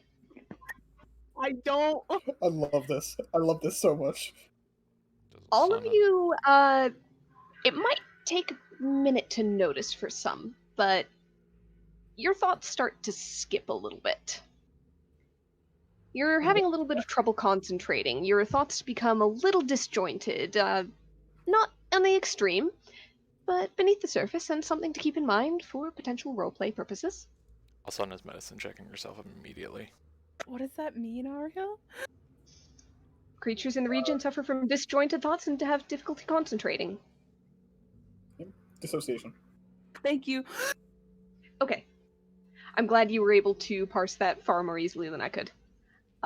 Or not parse it, but explain it. I don't know what this means. Alsana, you can go ahead and medicine check yourself. She is noping out on that. 29? Well, it's nothing medicinally wrong with you, but you can recognize that something is affecting your mind, and given the apparently psychic, maybe psionic nature of the very small insect life in this area, it's possible there might be some kind of resonance. Asana just go look to Calta and go, put Mori away. Oh, okay, good. Okay, Calder's just gonna like say out loud, "Bye, good boy," and just snap. There's a little whoop, and Mori poofs into his little pocket dimension. How tall is this part of the tunnel? This area right here, I'm gonna say that you've got headroom plus another couple feet. Let's call it 8 feet. Sure. Kane will just grab Calder by the back of the armor again and just put it on her shoulders. Why am Sorry, I put over? her on her shoulders. Because you can't see now. I have dark vision goggles, buddy. Oh, I asked you earlier, Cadney. What? What? I guess the time was just bad. I asked if Calder could see, and that was when you sent the war sitting on your head thing. I thought that's how you were seeing. Oh no, I bought like what are they called? I have them. Oh, that was just a more Like- message. Okay, cool. Yep, this has been No, I have dark this vision has been goggles. most of the campaign that she's had those. Since when's the Thor? See, I was confused because of the whole Beth thing where Beth lost dark vision and only realized like 20 episodes later because she was a halfling now and the whole thing. Anyways, Okay. Anyways, you know what? I'm going to say a medicine check of 29. Alsana, you further diagnose that you're going to have difficulty on, for the purposes of gameplay, you're going to have disadvantage on intelligence checks and constitution saving throws to maintain concentration on spells. That goes for everybody in the party. But Alsana, you recognize this as kind of diagnosing yourself. Yeah. and she blinks and just, oh no. Great. Doesn't seem to be permanent. What's her time frame? About an hour. All right. We shouldn't run into anything within an hour. And if we do, I need to cure myself of something. Well, let's take it slow and stealthy for the next hour then. Might as well. Yeah, why not? It's probably better. All right, you still do have Hello. that roughly 7-foot blockade of stone a bit further on. The moss and the beetles were a feature of the area. They are not the end of the tunnel. Hello. Hello. Hello. Sorry about that. Anyways, yeah. If we run into anything, just give me a moment to clear my mind. You might just step away at the time, but yeah, can basically just suggest that we take an hour of stealthy movement, so we don't move as quickly as well as less likely to get seen. Yep. All right. Ariel question. Yes. Would Greater Restoration be able to fix that? Not specifically. Let me see. Because I know Greater Restoration is kind of a catch-all for a lot of other stuff too, where if Greater Restoration isn't stating it, something will state. It can also be cured by Greater Restoration.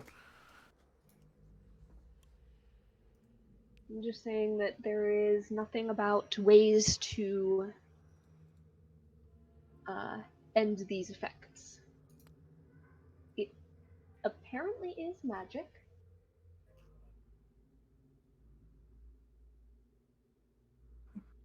But there's nothing specific about restoration or anything of the sort.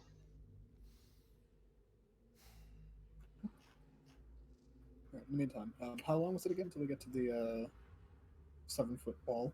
15 minutes or so. 15 minutes? Okay.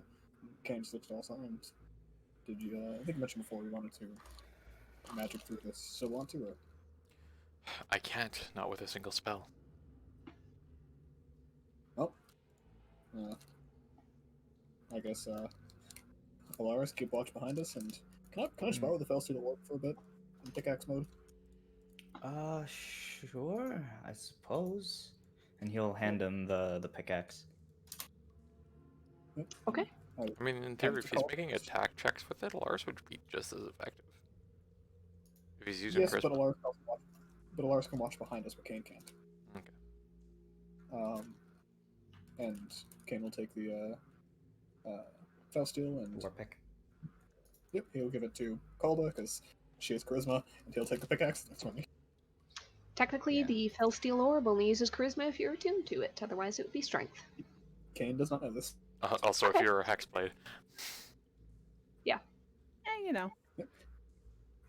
Kane does not know this. He gives the magic weapon to Calda and takes the pickaxe and starts going. No, Okay. wait, no. It's only he'll try to explain it in a way that is more friendly, but like he'll explain that it's probably better on him since he has the strength. We Have equal the strength too, motherfucker. I know you do. That's why I was saying because it didn't really matter that much. Yeah. We want you at the back because you can see further. Yeah. Keeping watch. That's no problem. So you two keep an eye out. Say hi to whatever monster is messing with their heads, and let's get to mining. Do you want us to go the whole way through, or just 2 feet? How long would it take for them to go the whole way through, Ariel? Half an hour to get through 5 feet, so I imagine a bit longer. By the end of it, will be near the end of the hour. Probably about 40 to 45 minutes. Alright. Can Alsana do a quick alchemy while they're doing that? What are you doing an alchemy check on? Curing that mental effect?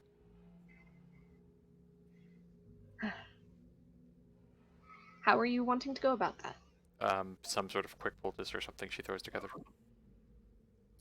What ingredients do you believe would work? Grab a with brain.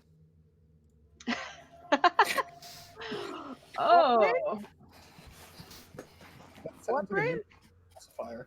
That just sounds like a aboleth bad brain. Fabulous. All right. Okay. What's up? I will allow you to make the alchemy check, Oh, I have Meanlock Brain too. whichever one you'd prefer. Mm. I will allow you to make that check. You are constrained somewhat by the 45-minute time. So go ahead if and possible, I'll set the DC with that in mind. Yes. If possible, she'll last for like at least to the hour.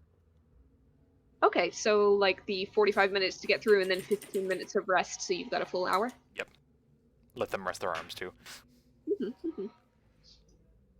Okay, I will allow it. Go ahead and make that alchemy check. Add your guidance, as I expect. 22. Okay, I had a scaling system of DCs. Mhm. You needed a 25 for it to be free and clear. A 22 is enough for it to effectively make a poultice that's going to clear that effect in your own mind, like wash through clarity. However, due to the nature of the brain in this particular area of effect, I am going to need a new D100 roll. Great.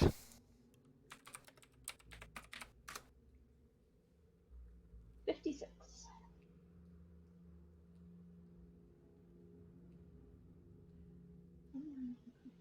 Okay, okay.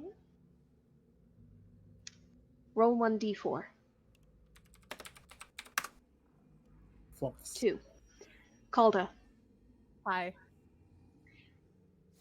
At the end of this hour, as Alsana finishes mixing up this poultice and kind of slaps it on her head. By the way, Alsana, the difficulty thinking and concentrating does fade for you immediately at that point. Calda, Mhm. you suddenly become very aware of not. You become very aware of the presence of each of your 3 friends. Not just their presence, but this sort of sense of buzzing around them. You have advantage on wisdom perception checks made to locate other creatures within 120 feet, even creatures behind total cover, as you become aware of the presence of nearby mines for the next hour. Anything interesting? Feel like Alsana. I'm sorry? That must be Alsana looks up. I'm sorry. Am I taller now? Did I turn into Alsana? No, I'm still short. unfortunately. Can you be more specific? And Alsana immediately walks up to Calda, checks one of her eyes. I can sense your brains. All right, Alsana's doing a medicine check. Go ahead. Oh gosh, she's turned into a Oh my zombie. god. I hate these rolls. Nothing like 18. the hungry hold on. one. You are Is absolutely it possible certain, medicine roll an 18? with guidance, yes. You are absolutely certain that Calda hasn't ingested anything, inhaled anything, that there is nothing like medicinal, herbal, whatever you want to call it, going on. But she does look a little bit, maybe a little bit shaken by something. I can sense. How many brains do I count right now? Big ones, just the 3 of them. Little tiny itty bitty Okay. things scurrying all over the place. Those are probably the beetles. They hardly amount to anything. It's almost like feeling a mist. Where it's like, yeah, okay, there's something over there, but it's hardly anything. It's pretty much translucent. The mist is rather buzzy, though. Everything's sort of buzzing. Oh, Sana, does that sound like carbon monoxide to you? Because it sounds like carbon monoxide to me. There's no other effects of anything ingested. It's this It damn just sort aura. of showed up like, eh, Calda, kinda are you weird. okay? Oh, I'm fine. I haven't seen this well. And feeling brains is weird. There's so many of them. Oh yeah, so I think Alsana has like 6 of them inside of the bag. Must be very strange. Oh dear. No, but like the bugs, they're a little weird. Just We'll get keep used to going. it and it'll probably go away. If you sense anything that you shouldn't be sensing, and by that I mean creatures that we don't expect, let us know. But in the meantime, I will. All right. So, with the way cleared and minds cleared, maybe Calda's cleared a little too much, you guys are able to press onward. By the way, it's not very long before the rest of you no longer have muddled thoughts. can't just There shake was a something. limited time on that. Mm-hmm. That's nice. Oh, now that it's gone, I actually notice what you're talking about. Well, Let's not stay Let's here hope longer nothing. than we have to. Yeah. so double time then. We've got a pretty decent sensor. Pat's called on the head. I don't think this is permanent, but thank you. I hope not. Oh, until it stops happening, let us know. Oh, if it's permanent, that'd actually be pretty funny. It's not anything that's really detrimenting me. It's kind of like a new eye. Yeah, but imagine like walking through a market, what that would feel like. I will have to do extraneous tests on you if that is permanent to make sure it doesn't have any negative effects in the long run. Let's just keep But going. in the meantime, Kane's gonna just reach in the bag and pull out the mean lock brain. Can you sense this one? That's Can I all sense in it? all Sana's. Oh, dude, back home. No, it's all Sana has her alchemy stuff. She keeps all her alchemy stuff King. on her, unless it's like a Mm. massive thing. In that Check case, out you have to my ask if you can sense it. Can I sense? You can sense the mean lock brain if it's there. Nope. 'Cause Can't sense it. Think it- It's a lump of meat. Kane, take out one of the corpses. Just like poke them out. Hold on. Let me see. Please That's the one don't. Anytime we mess with anything like that, it's causing more effects. Let's just keep going. Oh, it makes sense. I don't know what caused the last one, but okay. It was I didn't me, have Mori, so. Oh, well, don't do that then. Ah. so it includes dead matter. Let's keep going. Alright. All right. So, you delve deeper and deeper. An hour passes. Calda, the sense of brain tinglies does fade in that time. And then another half hour more, and the deeper it goes, the more moisture you start to see trickling on the walls, the more lichens and mosses, fungus, very small beetles that you start to notice. Oh, frankly, all of you are feeling incredibly uncomfortable right now because that creeping presence of something following you has never abated this entire time. You can distract yourselves from it, but it's always there at the back of your mind. I meant more so, but okay. Hmm. All right. So Alsana, Alsana in particular. Alsana, you're not a fan of the cave sort of thing? Let's just keep going. I want to insight check that. Go ahead. Alsana, you may decide the DC depending upon your charisma if you wish. Cole's not good at this. I'll just say she says what she says. She wants to get out of this place quicker as quick as possible. Yeah, we're all working towards making sure we're getting out of here as quick as possible. Then we don't need to talk more. Let's go. Okay. All right. As you go further on, the plant life actually seems to increase. Becomes more and more prevalent among the rocks. And there comes a point where, up in the tunnels ahead, you begin to see a very faint glow. It's sort of a cool blue-violet color. Something that, Alsana, I'm pretty sure your nature and so on is high enough to recognize the sign of bioluminescence when you see it.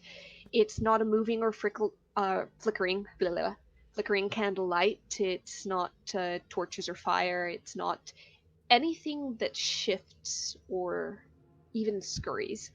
It is a steady and very stationary sort of illumination.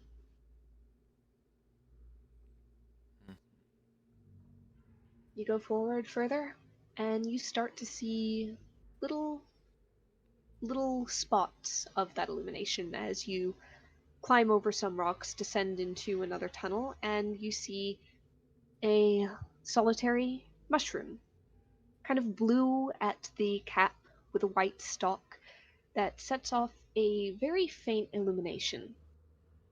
It's small, uh, smaller than the size of your palm, but it's got the same light as further in the tunnel, just around a bend. Nature check. Go ahead. Mm-hmm. 25. Alright, you recognize this pretty handily as something that is known very broadly as a magic mushroom. You know that these things, when they are eaten raw, have various random effects. They don't seem to be effects tied to any particular, like, strains or varieties of these mushrooms. However, you as an alchemist know that these are very, very useful for creating magical infused bases for potions. Rather than for creating specific effects, they can be used to create a base that grabs hold of magic and very readily infuses it to create other, more specific potions.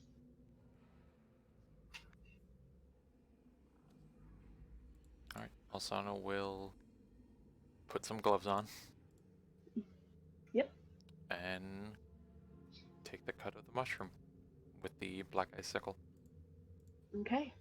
Just right off, and you're able to package it up and slip it into your supplies. From the glow ahead, you're pretty sure that you've just found a very natural spawning ground for these. Alright. Can Alsana give a glance? Can Alsana roll an Arcana check? If these things are good at grabbing onto magic and they're growing and maintaining in this environment, surely there's something still It's sticking to them, or I will say that on that nature check, it's not so much that they're good as themselves grabbing onto magic, it's that they're they can be good refined in into one. the yes, precisely that. So you can be relatively certain, at least in this case, that they probably haven't imbued any effects from the resonance of this location. But it's possible that the resonance of this location is part of what is helping them to grow here. They Just are the inherent far magic in general. Yes, they're actually way more common in the Underdark and the Feywild. They pretty much only grow in an area infused by some kind of mystical energy. You know for certain that you're not deep enough to be in the Underdark right now. And this is definitely not the Feywild. Alright. She'll if they're in the area like of the spawning ground for them, she'll collect a few more. Alright. You head around the corner, and just to give you the idea, the tunnel does open out very wide at this point. Not into the full size of, say, a cavern, but it's a decently sized cave, really. And you see far more than that little tiny mushroom that was growing just outside. You see them peppering the area alongside various larger mushrooms and funguses that almost stand over them as tall as trees in some cases, in a variety of fairly cool or dark colors. Not all of them are bioluminescent, not all of them glow. Mostly that's the magic ones. However, there are a variety of cap shapes, sizes, colors, spots, ruffles. This is a mushroom collector's paradise. And as you head further in, um, just kind of taking in the presence of all of these, Alsana will and flip on her considering glasses. how many potions that you can make with this. Yep, you've got your glasses on. She wants to check to make sure none of them are are nothing that are posing as mushrooms. Okay, let's see. I believe that would be perception more than anything. Alright. So let's go ahead and do a perception check. Okay. And she'll just also ask Caldo, like, if there's any new numbers. I don't feel the brains anymore. Alright. Lasted an hour, unfortunately. All right. You begin to look around at the mushrooms. Nothing seems to be moving, twitching, giving off signs of anything being other than just fairly inert Fungi. fungal life. Mushrooms are weird. It's a lot of fungi, but none of them are fungis. However, something does catch your eye a bit further on into the cavern, kind of in the center of the stone floor, where basically the floor drops down a short, like 3-foot incline onto another bit of floor, which drops down a 5-foot one. Basically the floor is dropping further and further, which is more or less as usual for the descent into this place. But on that second tier, you see the stone floor kind of start to mound upwards a little bit. and then crack and away as this strange insect-like form burrows upwards. It looks at you, climbs out of the hole, shakes itself off, and stands twice as tall, probably, as Alsana would be. It clicks its big old mandibles at you, looking at you with faceted eyes, and you hear a churring sound as it braces itself on the stone floor, cocking its head, and seeming to consider what kind of a meal it might be able to get out of you strange creatures that have entered its domain.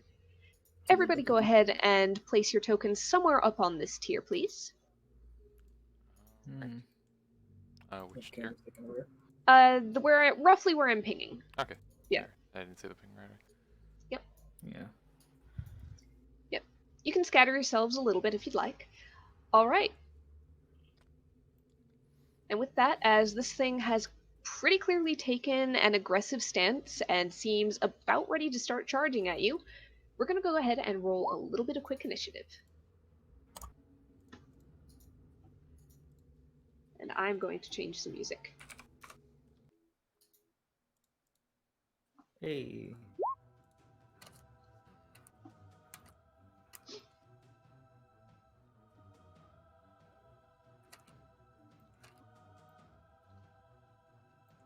Oh, that's a fun initiative count.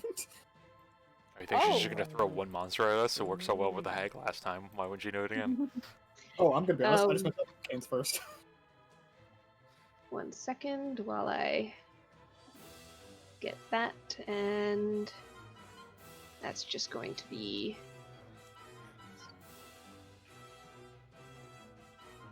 There we go. I'm doing this to remind myself of something, so there we go. So, Here I am hoping for some cool myconoid buddies. And in comes this jackass. no myconoids here, unfortunately. Well, there's Yeah. relations. Now, at the top of initiative, basically initiative count 20. Everybody is there. Alsana, as you stand close to the mushrooms and you see this thing and you turn to face it, your foot happens to brush one of them, and it reacts very suddenly with a of spores kicking up. It's not one of the magic ones, it seems one of the ordinary ones. But I need you to, let's see, which one is this? It's that one. Give me a quick constitution saving throw, please. Which, I'll be honest, I don't try for wacky advantages. I don't know. Would she have any sort of bonus here because she might be able to recognize a poofing, exploding mushroom on glance and know to hold her breath before it even does it?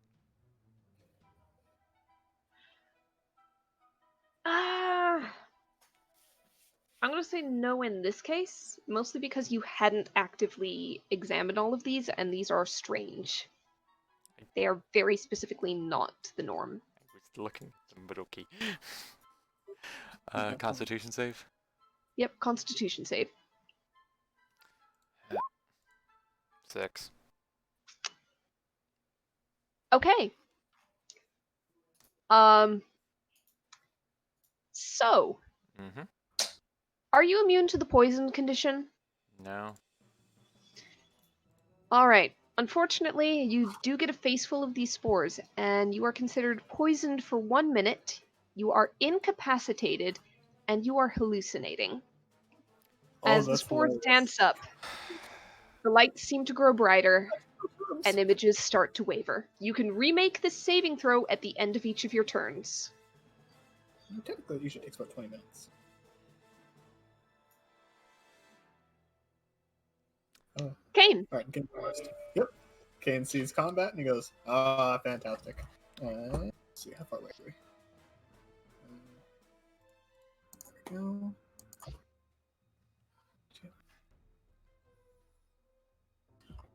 and he is going to he's going to hold a booming blade attack with the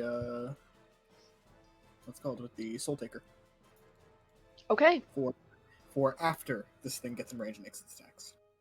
Alright, so you're holding it until this guy gets up for you. Okay. Alright. After your turn, there is a rumbling beneath your feet, as a second one burrows up from beneath. There we go. And that is going to go ahead and make its attacks upon you, because you are right there. Yep. And potentially very tasty. How hard is your 16. hide right now? How hard is my what? How hard is your hide right now? Because I remember you flashing armor off before you came in here, but... Oh, that was entirely just because of the mud. Okay. He just wanted to repolish shit. Yep.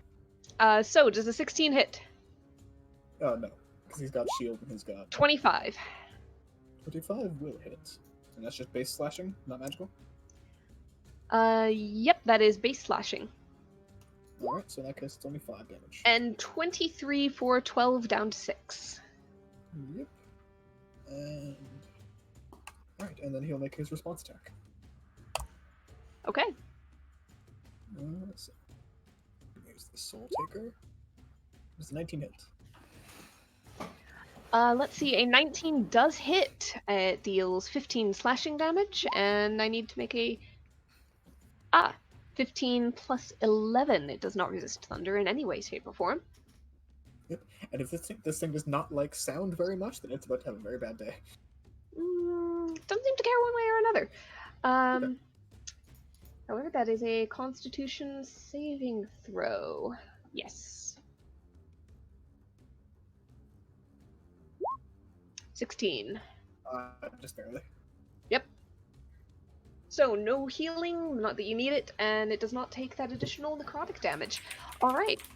It pretty much used most of its movement to get up there, so it's not really going to go any further. It's fine right where it is, or at least it thinks it is. Calda. Jolsana. Action. Neutralize the Okay. poison. Alsana, the swirling lights and dizzy sensations clear up as Calda's light washes it away.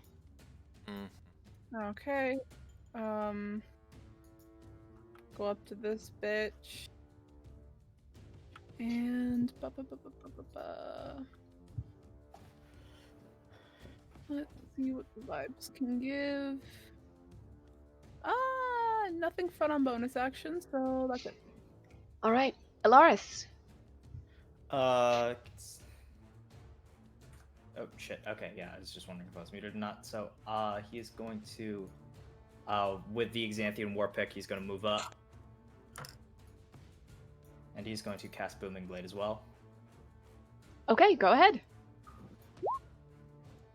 25 will hit.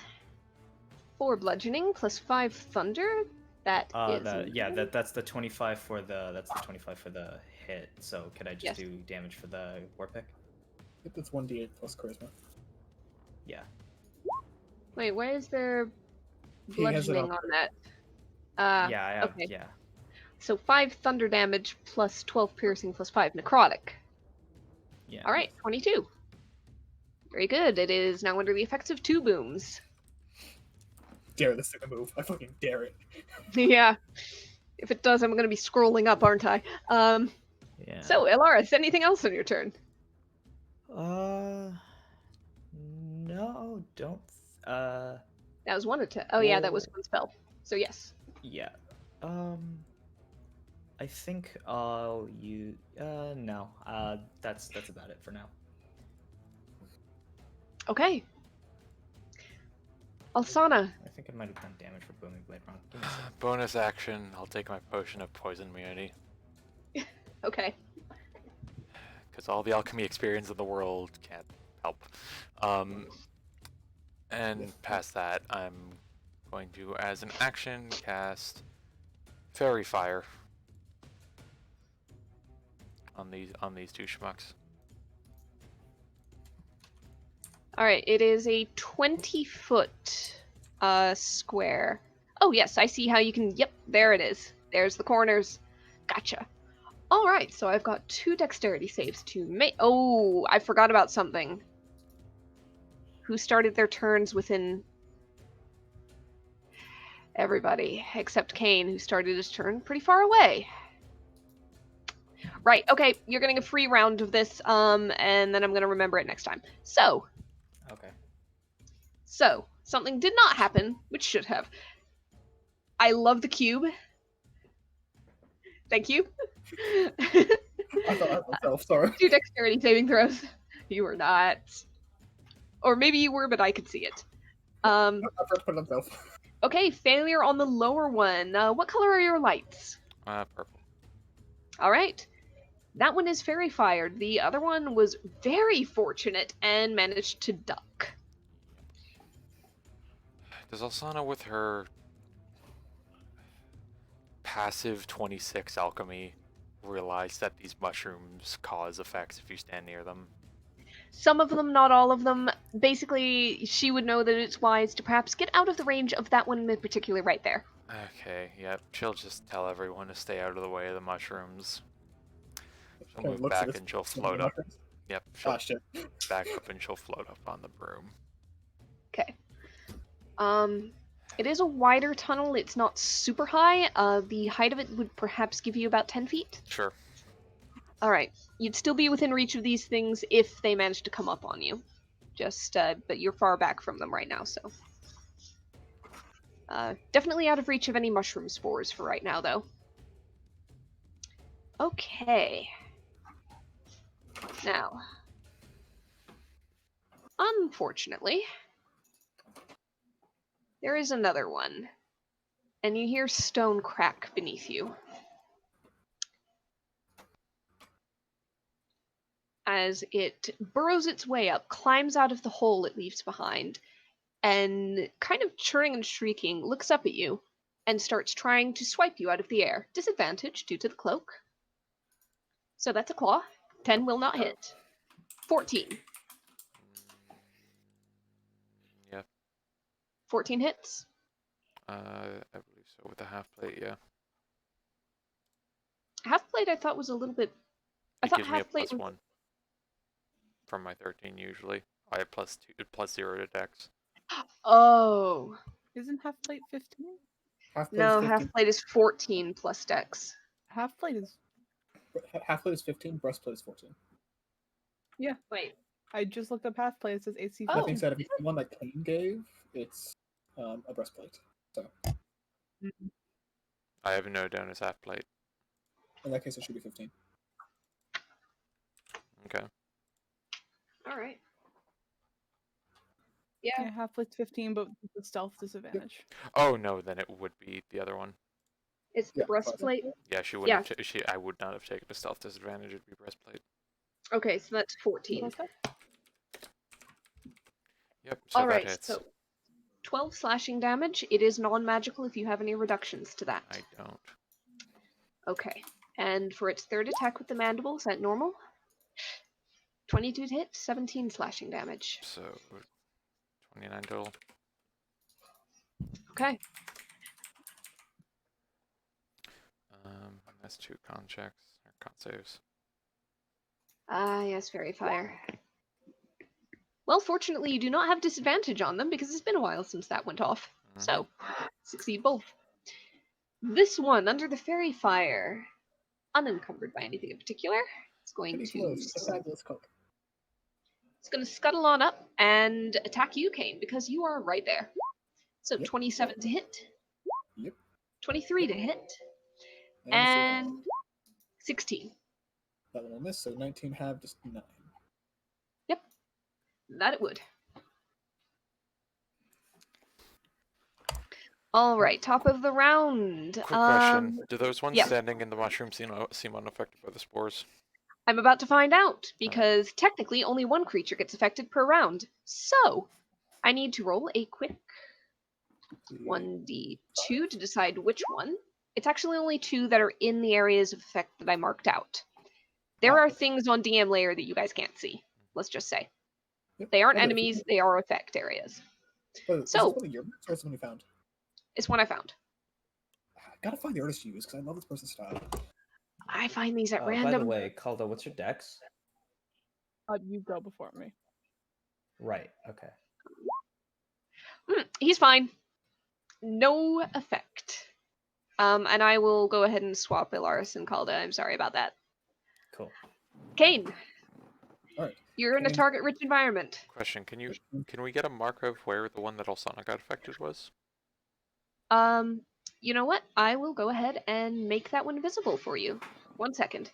It might get a little confusing with the fairy fire because you happen to use the same color. I mean, we can mark it ourselves. But basically, I've got a little 10-foot block there. Kane, I need you to, at the start of your turn, Yeah. make a charisma saving throw. Oh, sorry, wrong one. You can use that bonus if you'd like. It's a 4. Unless I'm gonna roll again. Up to you. 3 plus 4 for 7? Yep. 5 from Yeah, All Caldo. right. Hold on, let me check. Oh, yeah, +5. Let me just check something real fast before you go too far. Yeah, plus 5. So. Okay, technically I can use this after I know what the effect is. So, what's the effect? The effect is you can't take reactions until the start of your next turn, and you roll a d8 to determine what you do during this turn. Alright, in that case, I will. Inevitable. All right, go ahead and roll again. Charisma saving throw. Alright.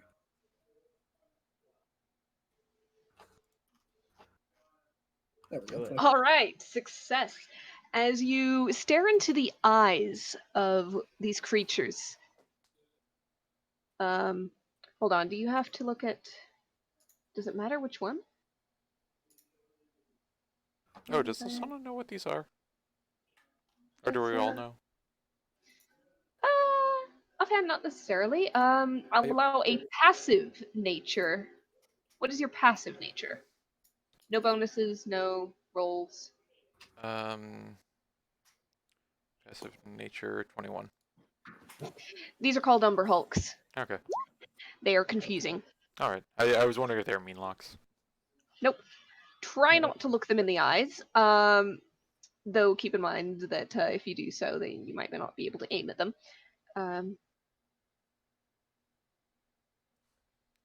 But yeah, if you look at this thing, if you look at any of these things, you could get a little bit fuzzy on some details. Anyhow, Kane, you're fine thanks to Indomitable. What would you like to do? Kane is going to tell Alaris and Calda to go after the one harassing Alsana. Is going to take a step and take that opportunity attack from that one. All right, it absolutely will do so as it lashes out with its mandibles. Yep, 12 to hit, 6 damage, cool. And he's going to ready his sword, and he's going to make 3 attacks. So, Soul Taker on this one. With advantage, sorry, so let me just roll the 20 extra. Okay. It's a fairy fire, so it hits something, I'm pretty sure. Yep.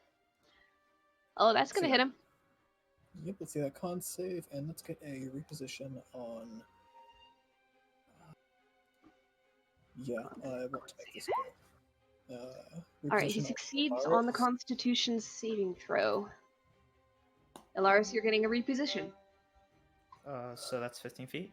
Yep, half movement speed. Okay, cool.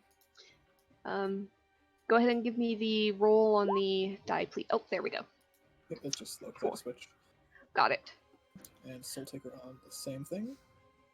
Okay. That necrotic damage is nasty. My god. Mm-hmm. Yeah, man. Oh, there. Oh! 8 nasty Nice. damage. Alright. All so, right. 8 And I'm gonna and throw 6. 14. Yep, and let's Go take a ahead. reposition on Calda as well. Go ahead and roll another Brutality. one of those. Yep, 1d10. Okay, another 9. and necrotic. And a con saving throw. It fails. What? Alright. I'm going directly into the range of the one by Alsana. Okay. So you can go whichever. Okay. So it takes 13 necrotic damage. And half that is 6. No, Yep. in our favor, so 7. Yes. So I heal 7.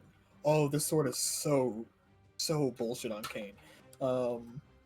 He's going to take a third attack on the same one. All right. And So 9 And a con save. Fail. Oh my god, this is delicious. Alright, you are carving through this thing. Indeed I am. Oh, Ariel, thank you for this sword. Hmm. It is very fun. It might Um, be overdone.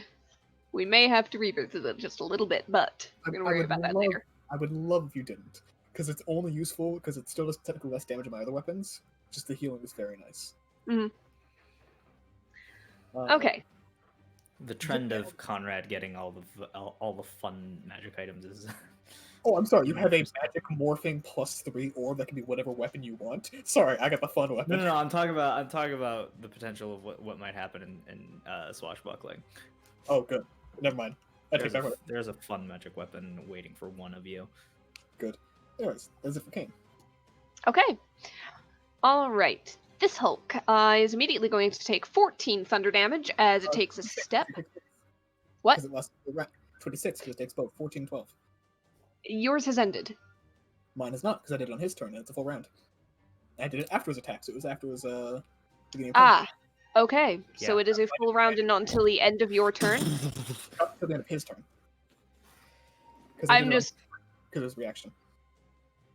Yeah, I remember that. I was just making sure that it's not specifically a thing. Nope, it's one full Nope. round. It becomes sheathed in booming energy until the start of your next turn. Oh, does it not say 1 round duration? Sorry about that. The It duration says is- 1 round.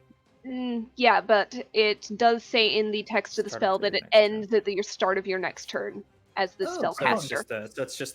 just the damage that I dealt. Yep, it is the 14 Extra from thunder. Alaris's. Yes. Oh, It that's- does take that as it scuttles up on you. Yep. And immediately. No. Yes. Yes. No. No. Nope.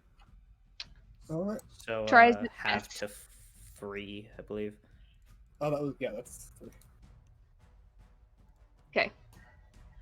That'll be it for that one. Ilaris, I need a charisma saving throw, please. With called Cool. a bonus, of course. Can I he think heal Alaris it? would have been. Alaris can't fail. I have a +10. Well, 5 to me, Oh. that's 15. Yeah. Yeah. Okay. Never mind. You're fine. I can't. Do as yeah. you will. Yay! But we got I two- love being around Immune Calda. effect. Ugh. Lovely. So we're dealing with this one then. I can deal with it, but you can do whichever you want. Honestly, get Olsan out of there. Just whatever that takes. Because I'm already in Okay. range. I'm already in range with it. I got into his range. Yeah. So we're gonna me and Calder are gonna double team on this one really quickly, and then we're just gonna. That's the plan, at least. Let's hope. Yep. Let's hope. So I'm gonna do another booming blade on this one. Go for it. So. I don't have advantage on this one. That's a shame. Nope. Nope. 24 still hits. Oh, good hit. Yeah. So is Um, the piercing damage correct this time? 14 and 15. Yes, is it that is the right 1d8. number? Okay. It's 1d8, and then Nice. that's the 2d. Yeah. Nice. All right. Do you add charisma to your cantrips? Well, the thing is, I have charisma plus my bonuses from the pack weapon. The only reason I add the charisma to the thunder damage is because I have life drinker, which adds an extra necrotic damage based on my charisma modifier. Okay, fair So enough. it's technically a That's 10. cool. Yeah. Yeah, makes sense because it comes from the piercing damage and the thunder damage. Yeah. All right. Is that everything?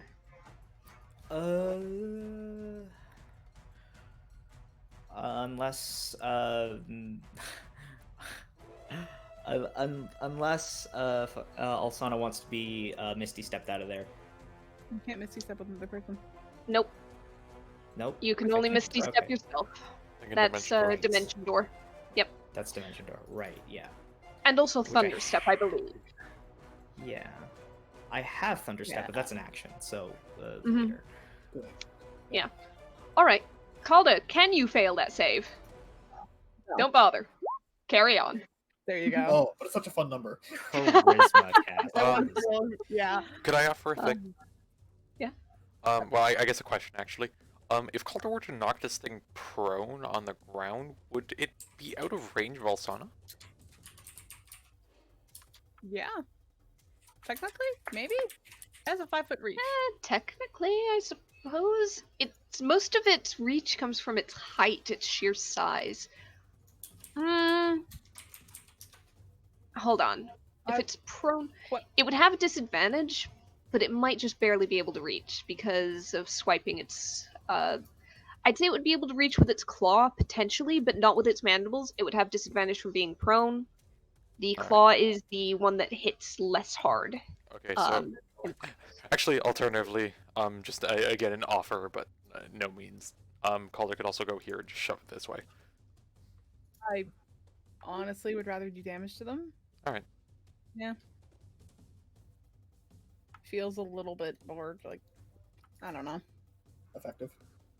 Yeah. Okay. Yeah.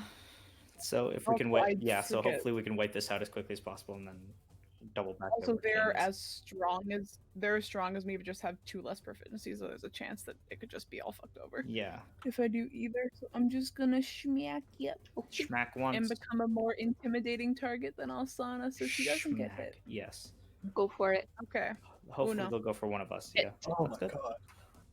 Definite hit. Disgusting. And It's not a Keep going. it's not a undead or fiend, so that doesn't apply. But the 15 plus the 3 plus 3, so that's 21. And Keep the going. second one, 19 hits. 16, 1 and 2, so another 19. 21, 19, there we go. Yep. And that is. Burn a smite if you want. Yeah, it that's could be you could be a now. low level if need be. I have fun stuff that I want to use later. Also, we got a Fair whole enough. thing. So. Yeah. Yeah, I also, sense we a lot have- of status effect bullshit. Yeah. Yeah, I need spell slots and lay on hands for that stuff. That's just fair. in Is this Ariel Alsana swamp level? I benefit. feel like this is also Ariel swamp level. Hey, charisma saving throw, unless you cannot fail a DC 15. Okay. Look, as long What as is you your Remember, charisma Calda's save got on the +5. Okay, you're fine. You're fine. What would you like to do? I'd like to get away from it, but here we are. I mean, you could. Yeah, and then that'd be my action. both are close.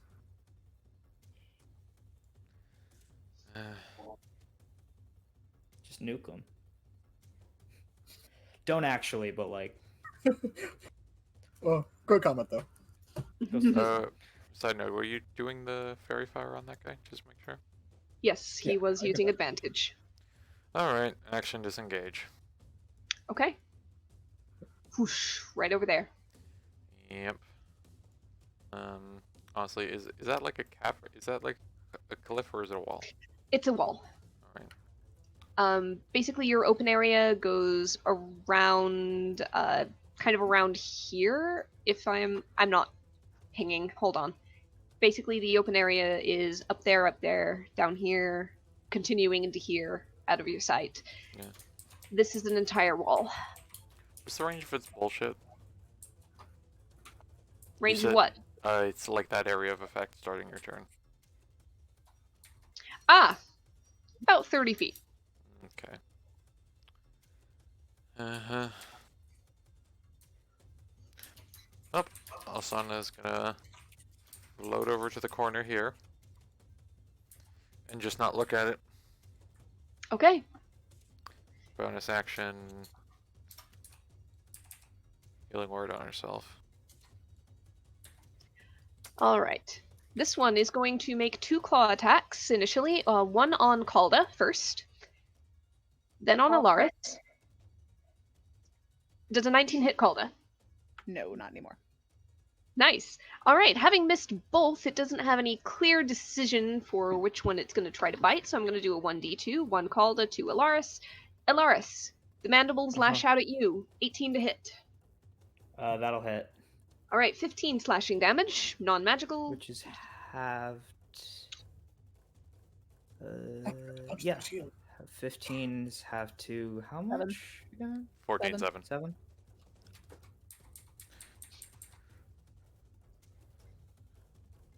Alright. Let's see, how's this one doing? Oh, that one's very hurt. This one is gonna Yeah, it's just going to pour everything out onto trying to attack Kane. For So, Claw, 22 to hit, 10 slashing damage. Yep. 24 to Yep. hit, 11 slashing. and so then- And oh, 16. Alright, Yep, and with that, it is going to burrow down into the rock. You can make an opportunity attack I will gladly do so. as it tries to hide. That'll be an advantage, right? It's an advantage. Yep, it should not be advantage. Oh, sorry, which one is it? Oh, it is advantage. It's the fairy fired one, so yes, that's an advantage, and Here, let me just. That's not worth it. Oh, let me see the necrotic roll. it died before it could make that roll. Okay, fine. Fair enough. I just really want the health. It died instantly before the necrotic damage could even pulse up through the sword and take it out. Yep. Alright, nothing is currently in any fun little areas of effect, at least not at this moment. Kane, Alright, so it's going to take a second because I switched off of I need a charisma saving throw. Oh, that's right. Yeah, it's still going to take a second because of. Yeah. Thing. Actually, you know what? I'm going to avert my eyes because I don't have Calder here anymore. And I'll just take the disadvantage. Alright, you avert your eyes and you start swinging blindly. Go for the disadvantaged attacks. Go, because it's +2 weapons, not the worst. And I can't actually see my hits because I have one of the text box stuck, so I don't have time to if I hit or not. Fun. They haven't come up yet, so if you've clicked, I don't see it. They'll come up all in 3 of them, probably. Alright, 16 does not hit. I've clicked 3 times. It will eventually show up, I'm sure. One day. Sooner or later. Know that the first one was a 16 and a miss. Okay. So you kind of swipe where you thought the creature's claw was, but you can hear it scuttling behind you and shrieking as the sword cuts through air. On the return swing, it bites hard into the creature's shoulder. You clicked 4 times. I'm taking the first 3. Okay. With a 23 to hit, so that's 13 slashing damage. And let me go ahead and get that save for you real quick. Yeah, fail on the save, so it takes a further 13 necrotic damage, halved to 7 for your healing. Thank And you. on the third swing, you swipe through the air and you miss. Okay. Alright. Bonus action, punch with the shield. Okay. Because I still have that motherfucker. I just don't know where I put it. There it is. Yeah! That one I Alright. can see. A 19 hits for 2 piercing damage. Tink! Kind of you stick it between a couple of cracks in the carapace. It shrieks and reels back a little bit, but doesn't seem as hurt by that one. I like to think 2 piercing. he shield bashes and just kind of jams its finger a bit. It's just like, ow! Ah, motherfucker. Alright. So, at that, this Umber Hulk is going to start attacking you at advantage because you've averted your gaze from it. This is the worst form of reckless. Anyways. So, 22 to hit, 13 slashing damage. 27 to hit, 7 slashing damage. So 3 is 9, and the last one. 26 to hit, 13 slashing. So 15 total damage. Cool. With that, it burrows away, and because you are not looking at it, you can't make an opportunity attack. That is correct. I'm just going to refresh my sheet, so if I don't have a second to react, I apologize. Alright. You don't have to worry about that right now. It is burrowed and gone for time being. Elaris. What would you like to do? Okay. We have this. We have Clawy McBoy over here. He's just gonna shuffle over this way, just so he can get it to there. Not that it matters. And he's going to take another swing with the booming blade. Okay.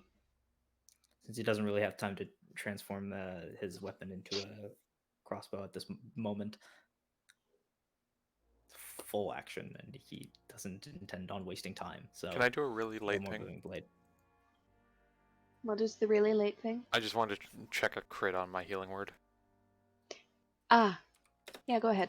Elaris, go ahead and roll your booming blade. Yep. Oh, by the way, bless. Forgot about that. It's okay. You can save it for another thing. It's only once per day, I believe. All right. So. Yeah. All right. 14 and 14 is 28. Nice. As you basically scatter this one. Yeah. Yeah, just go right into the carapace, just in between the. Mhm.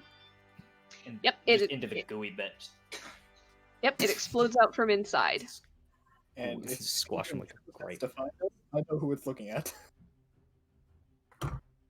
Currently, you don't have anything in sight right now. Yep. So, for the sake of this, because there's still one down there, Calda, is there anything you'd like to do? Go to the middle, hold attack action if one shows up. If that bit shows up Okay. again. I'm stomping on the ground a little bit, trying to provoke No. it, even though it does not work. All right. Alsana, anything for you? She'll hold a sacred. She'll hold a frostbite. Okay.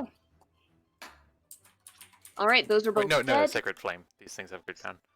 Sacred Flame. Okay. Those are both dead. Nobody is in fun mushroom range.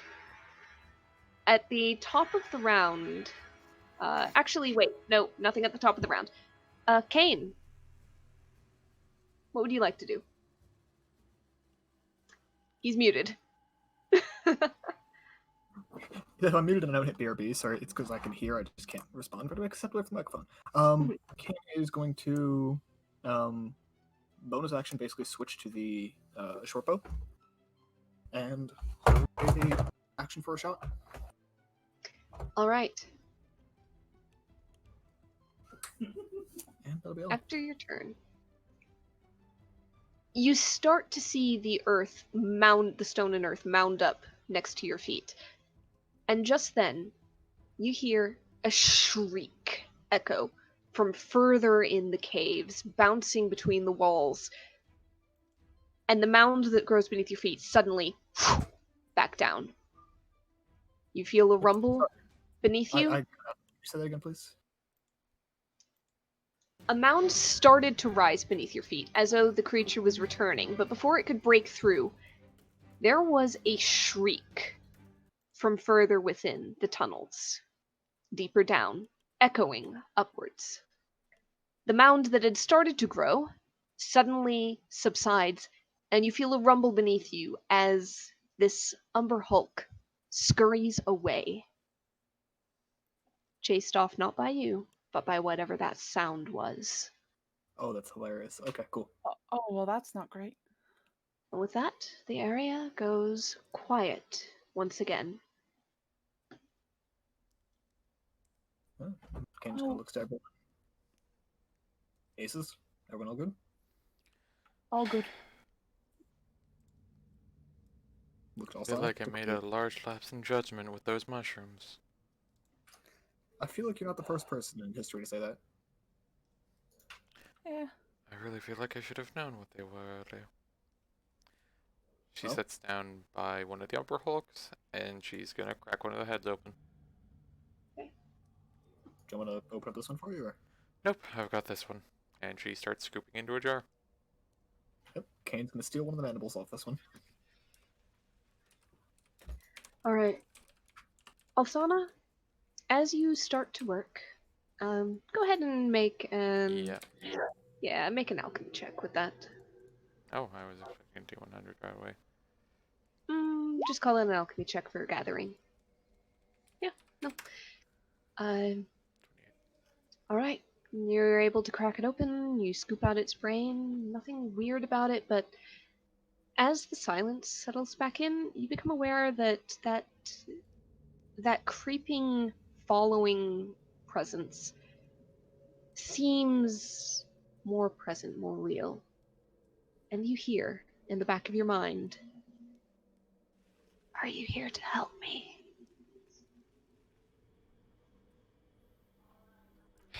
And she just lets us hang, thinks to herself, well, it's not the first voice in the back of my head. Who are you? You're here. You're here. I am we. I am all that remains. You're stuck. You're not where you should be. Yes. Yes, it was a mistake coming here. We should not have come here. You're supposed to be further below.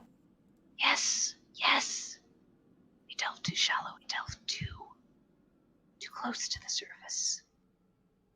Not far enough. We settled, we thought it was a good place, but it wasn't. It wasn't. It was death. It was death to us. What are you? We couldn't grow. We grew too quickly. And then one. We died too quickly, and then one escaped. And it grew. And it fed. Please, please, please, you have to destroy it before it destroys us. The shields have kept it at bay. The shields have kept it at bay for so long. But they're weakening. It's grown so much. Please, we will reward you. So something's scratching in my brain. Yes. Can Alsana make a check? Um,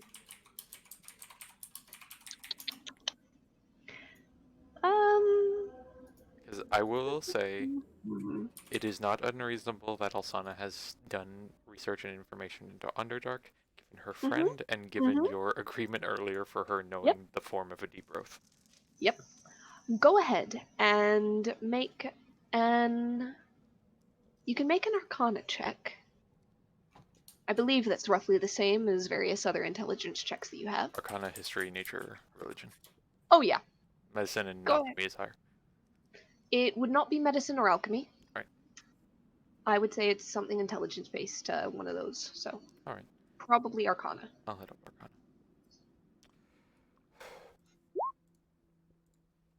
Okay. 26. Alright. You are aware of various creatures that are essentially made of minds. And remembering what you saw of a constructed town, village, something down there, you can rule out pretty quickly a lot of the more instinctual animalistic ones. This one, you're pretty sure what you're sensing, what you're communicating with, is something to do with probably illithids. Mm-hmm.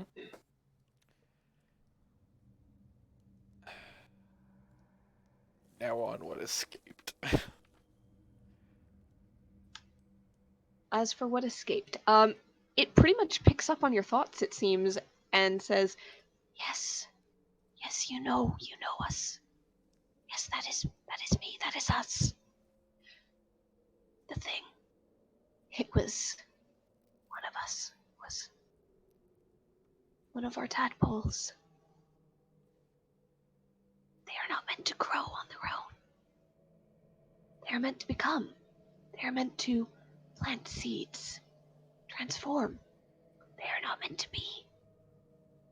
It became. It got loose. And now an image fills your mind of a presence, something sinuous, enormous, something without the intelligence that this being requires to have knowledge of it, something so primal that it can't get a grasp on it. Utterly wild, and hungering, above all, for minds. As you get a certain impression and knowledge of something called a neothelid.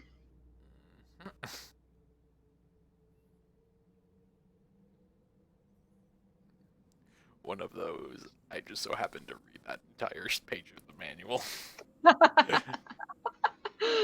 Ah, Sorry. okay. That's why I'm just like, please let me not meta too hard here. Yep. So, All right. Alsana, you're aware of what is hunting these tunnels and what you might hunt. oh gods. What? Giant, Destroy it. giant We will reward you. psychic worm. Power. We can give you power. Oh, You God. want power. You need Oh it. no. Alsana You will. need the strength to defeat what you came for. We can give that to you. You can be mighty. Alsana will respond to them. I know you're kind. I know they're interactions with us. Yours is not one of a good reputation from where I'm from. Please, you're all we have. That said, Don't let us die in the dark. I intend to end this threat, and I intend to send you back to where you came from. No, we'll die. We'll die. We can't go. We're bound here. We can't. We need colony. We need people. Kane We just need our gazes own. on his face. You're Yeah. blanking out there, dear.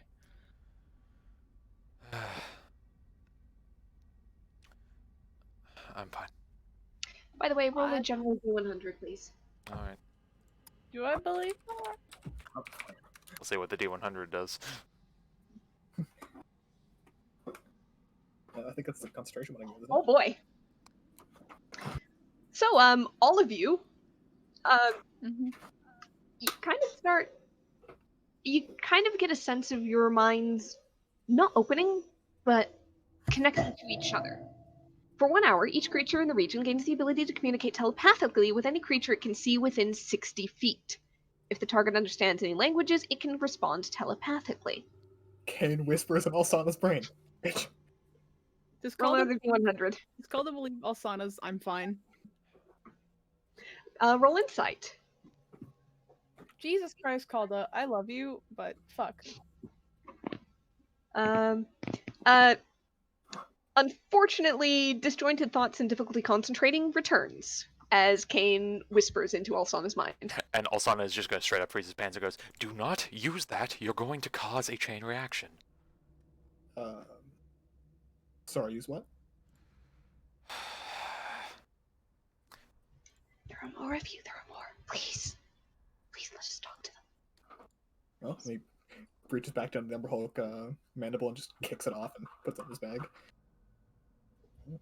We got loot. Let's go. You're strong. Unless You're we- all strong.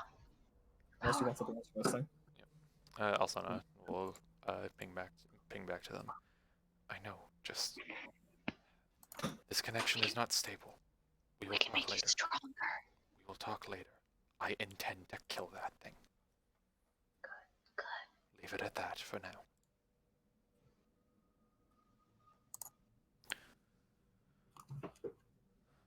Your voice is quiet, but even without them actively speaking, you're aware of a very faint whispering. Not the one that you usually hear. But at the back But of one your of the head. other kinds she usually hears. This whispering is almost an itch. In the base of the spine? Mhm. So like the ghost. Hmm.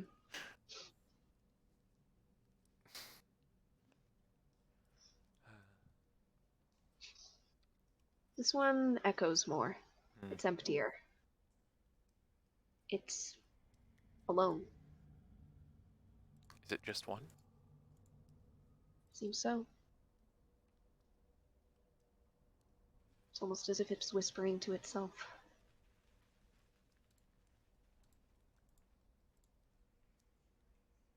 Kane's already marching down tunnels. Let's keep going. The thing can burrow. We need to get to that main area. We need a wide open spot to fight it. Calda's gonna like tug on the Yeah. side of Alsana's cloak. Hey, She glances. you're okay. It's okay. I promise. She It'll be nods. okay.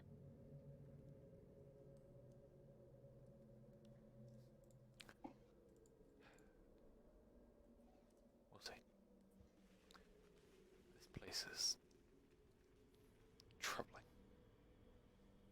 Yes, and you acting cryptic and not being open is making it feel a little worse to some of us. We're scared. We're all scared and uncomfortable, and I understand you're feeling it a little more, but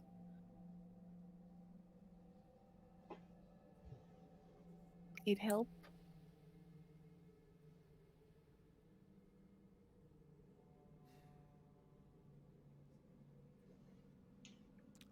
I'm not.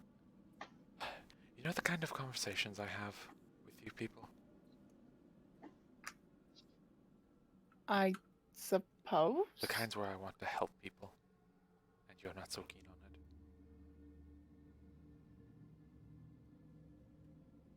What's going on? I'm not going to get specific because I don't need to get into it right now. But just like the ghost in the building, just like the voice of the woman in the book, just like the lady holding the soul of that snooty little bitch,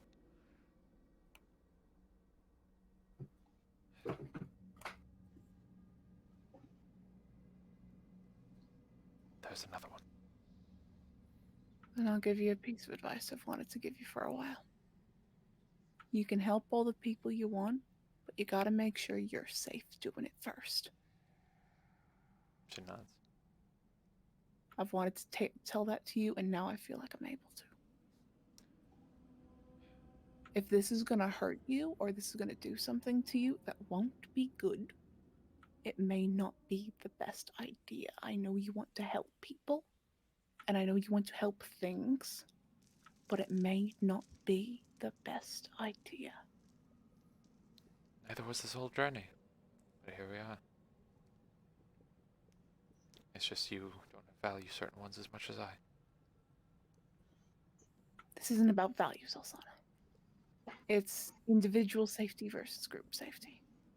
And you're the smart one. And if something happens and we need the smart one to fix it, we don't have it. If it's just you.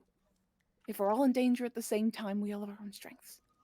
But if we lose one of us, that's losing a piece of our strengths. Because I don't want it to resort to something occurring and someone getting hurt. It's always this again. I've told What do you you before, mean? I want to make sure of that safety. And right now, I don't feel like you could be ensuring it for yourself. Then you don't trust me with You've that. done it for everyone. I do, but I want to make sure that you're considering it.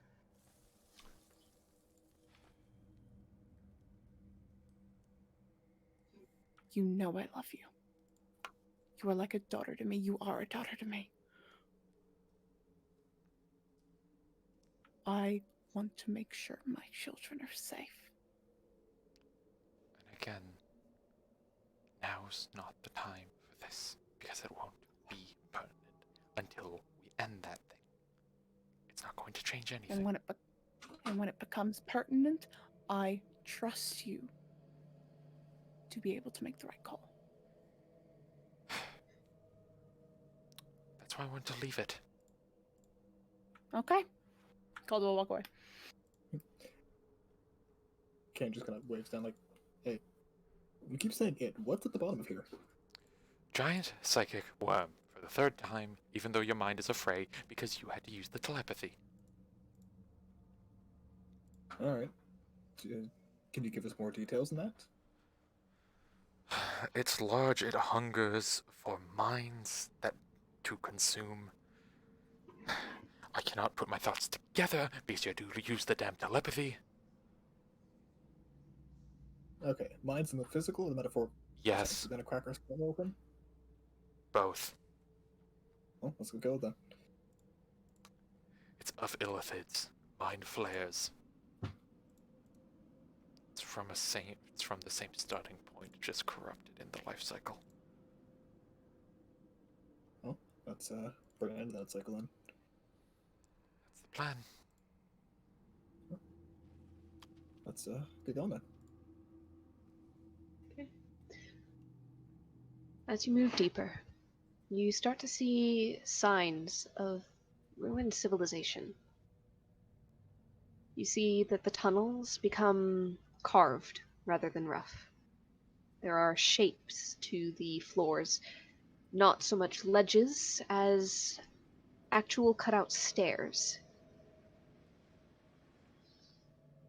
You begin to see more of the lichen and moss. More of the mushrooms here and there.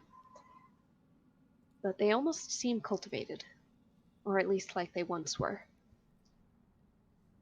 You come across a bridge over a bit of a chasm. The tower at the far side.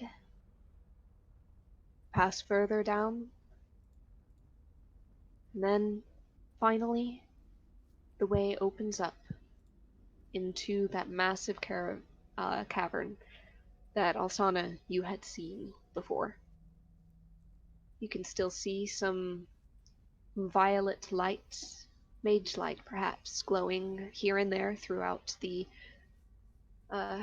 city, or what might have been a city.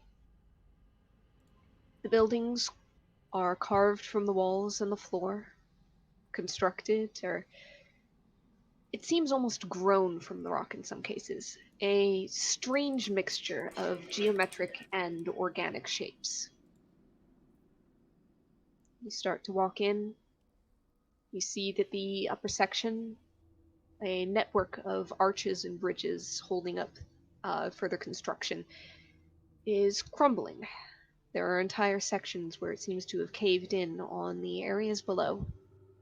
The lower section has become host to almost a flooding, as it seems like water has cut its way through what might once have been streets around buildings, sometimes through buildings, eroding a fair amount of ground. The entire place is nearly silent.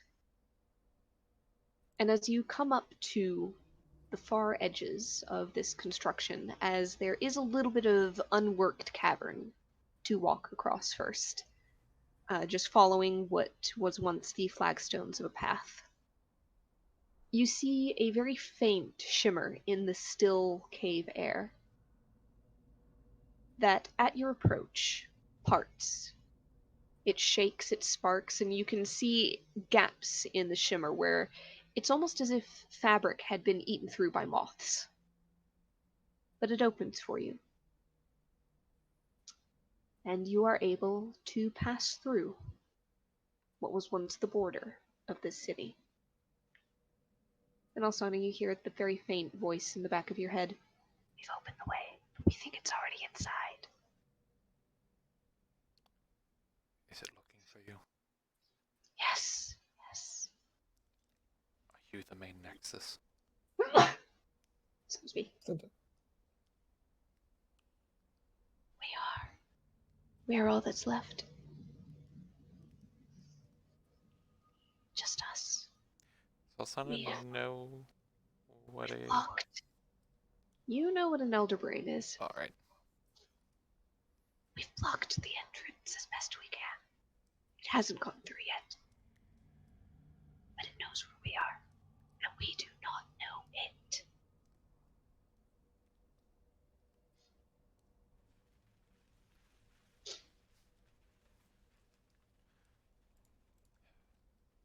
What becomes stronger if it succeeds getting to you?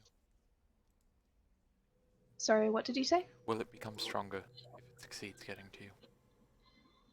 We do not know. Better fed, yes. Possibly. It is not a thing that is meant to be. We agree there. Alright.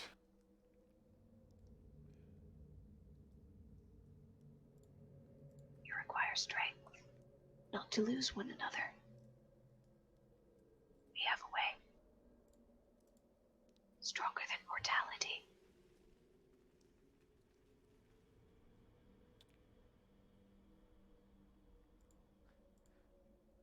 Are you offering what I think you're offering? We have some stasis, unchanging, available, and one Ulitharid.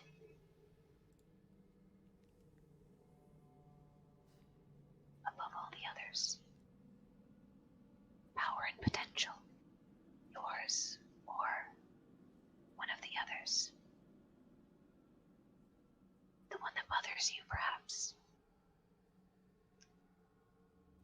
always be able to watch out for you. Let's not jump on assumptions.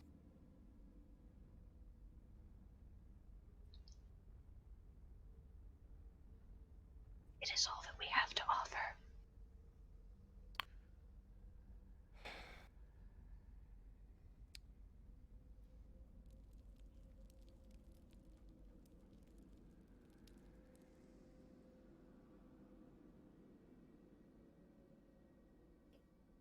Ken just kind of looks around the whole If you thing. wish to come and find us, go through the gardens to the temple. We will be there. So, what do your druid eyes see? Where are we going? It's in here. Somewhere. Alright. In that case, should we just start looking, or?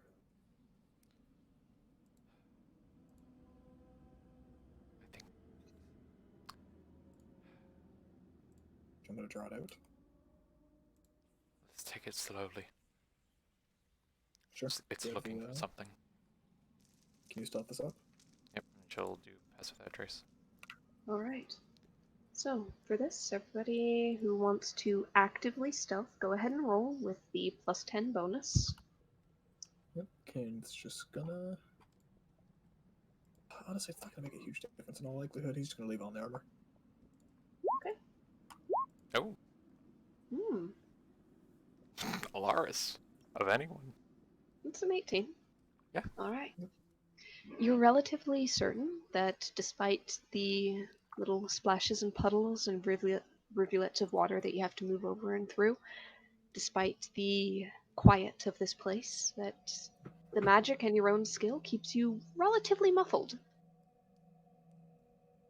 You're able to pass through this silent ghost town. Occasionally, you catch sight of things that might have been remains of those that lived here. Dusty forms, skeletal remains. There's not much, and it looks like it's been a very long time since anybody lived. As you pass through, you begin to see signs of greater destruction than that wrought by time and time alone. Anybody with decent survival might see something that amounts to tracks, the drag of dirt, rock, and mud, indicating a very large, very sinuous body, like snake tracks, but on a scale that is far larger than most serpents you've seen, larger even than some that you fought in the marshes just a month or so ago. And as you go further into the city, you come upon the edges of what once was, apparently, a garden.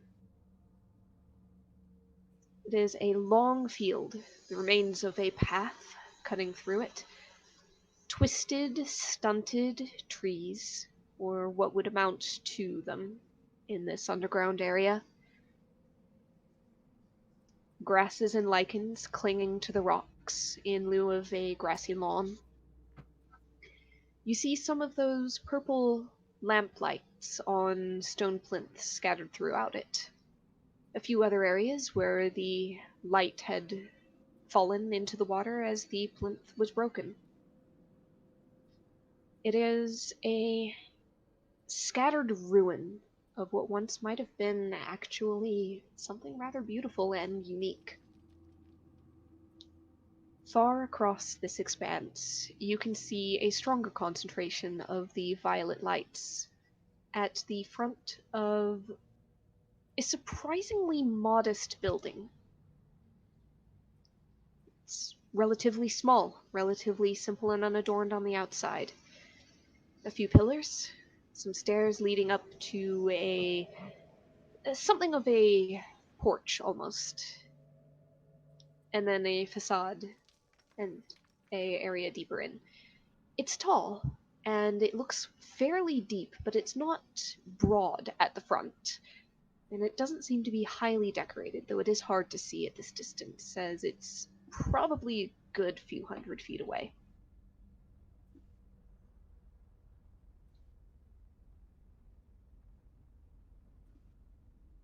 That seems to be the temple which was spoken to you of.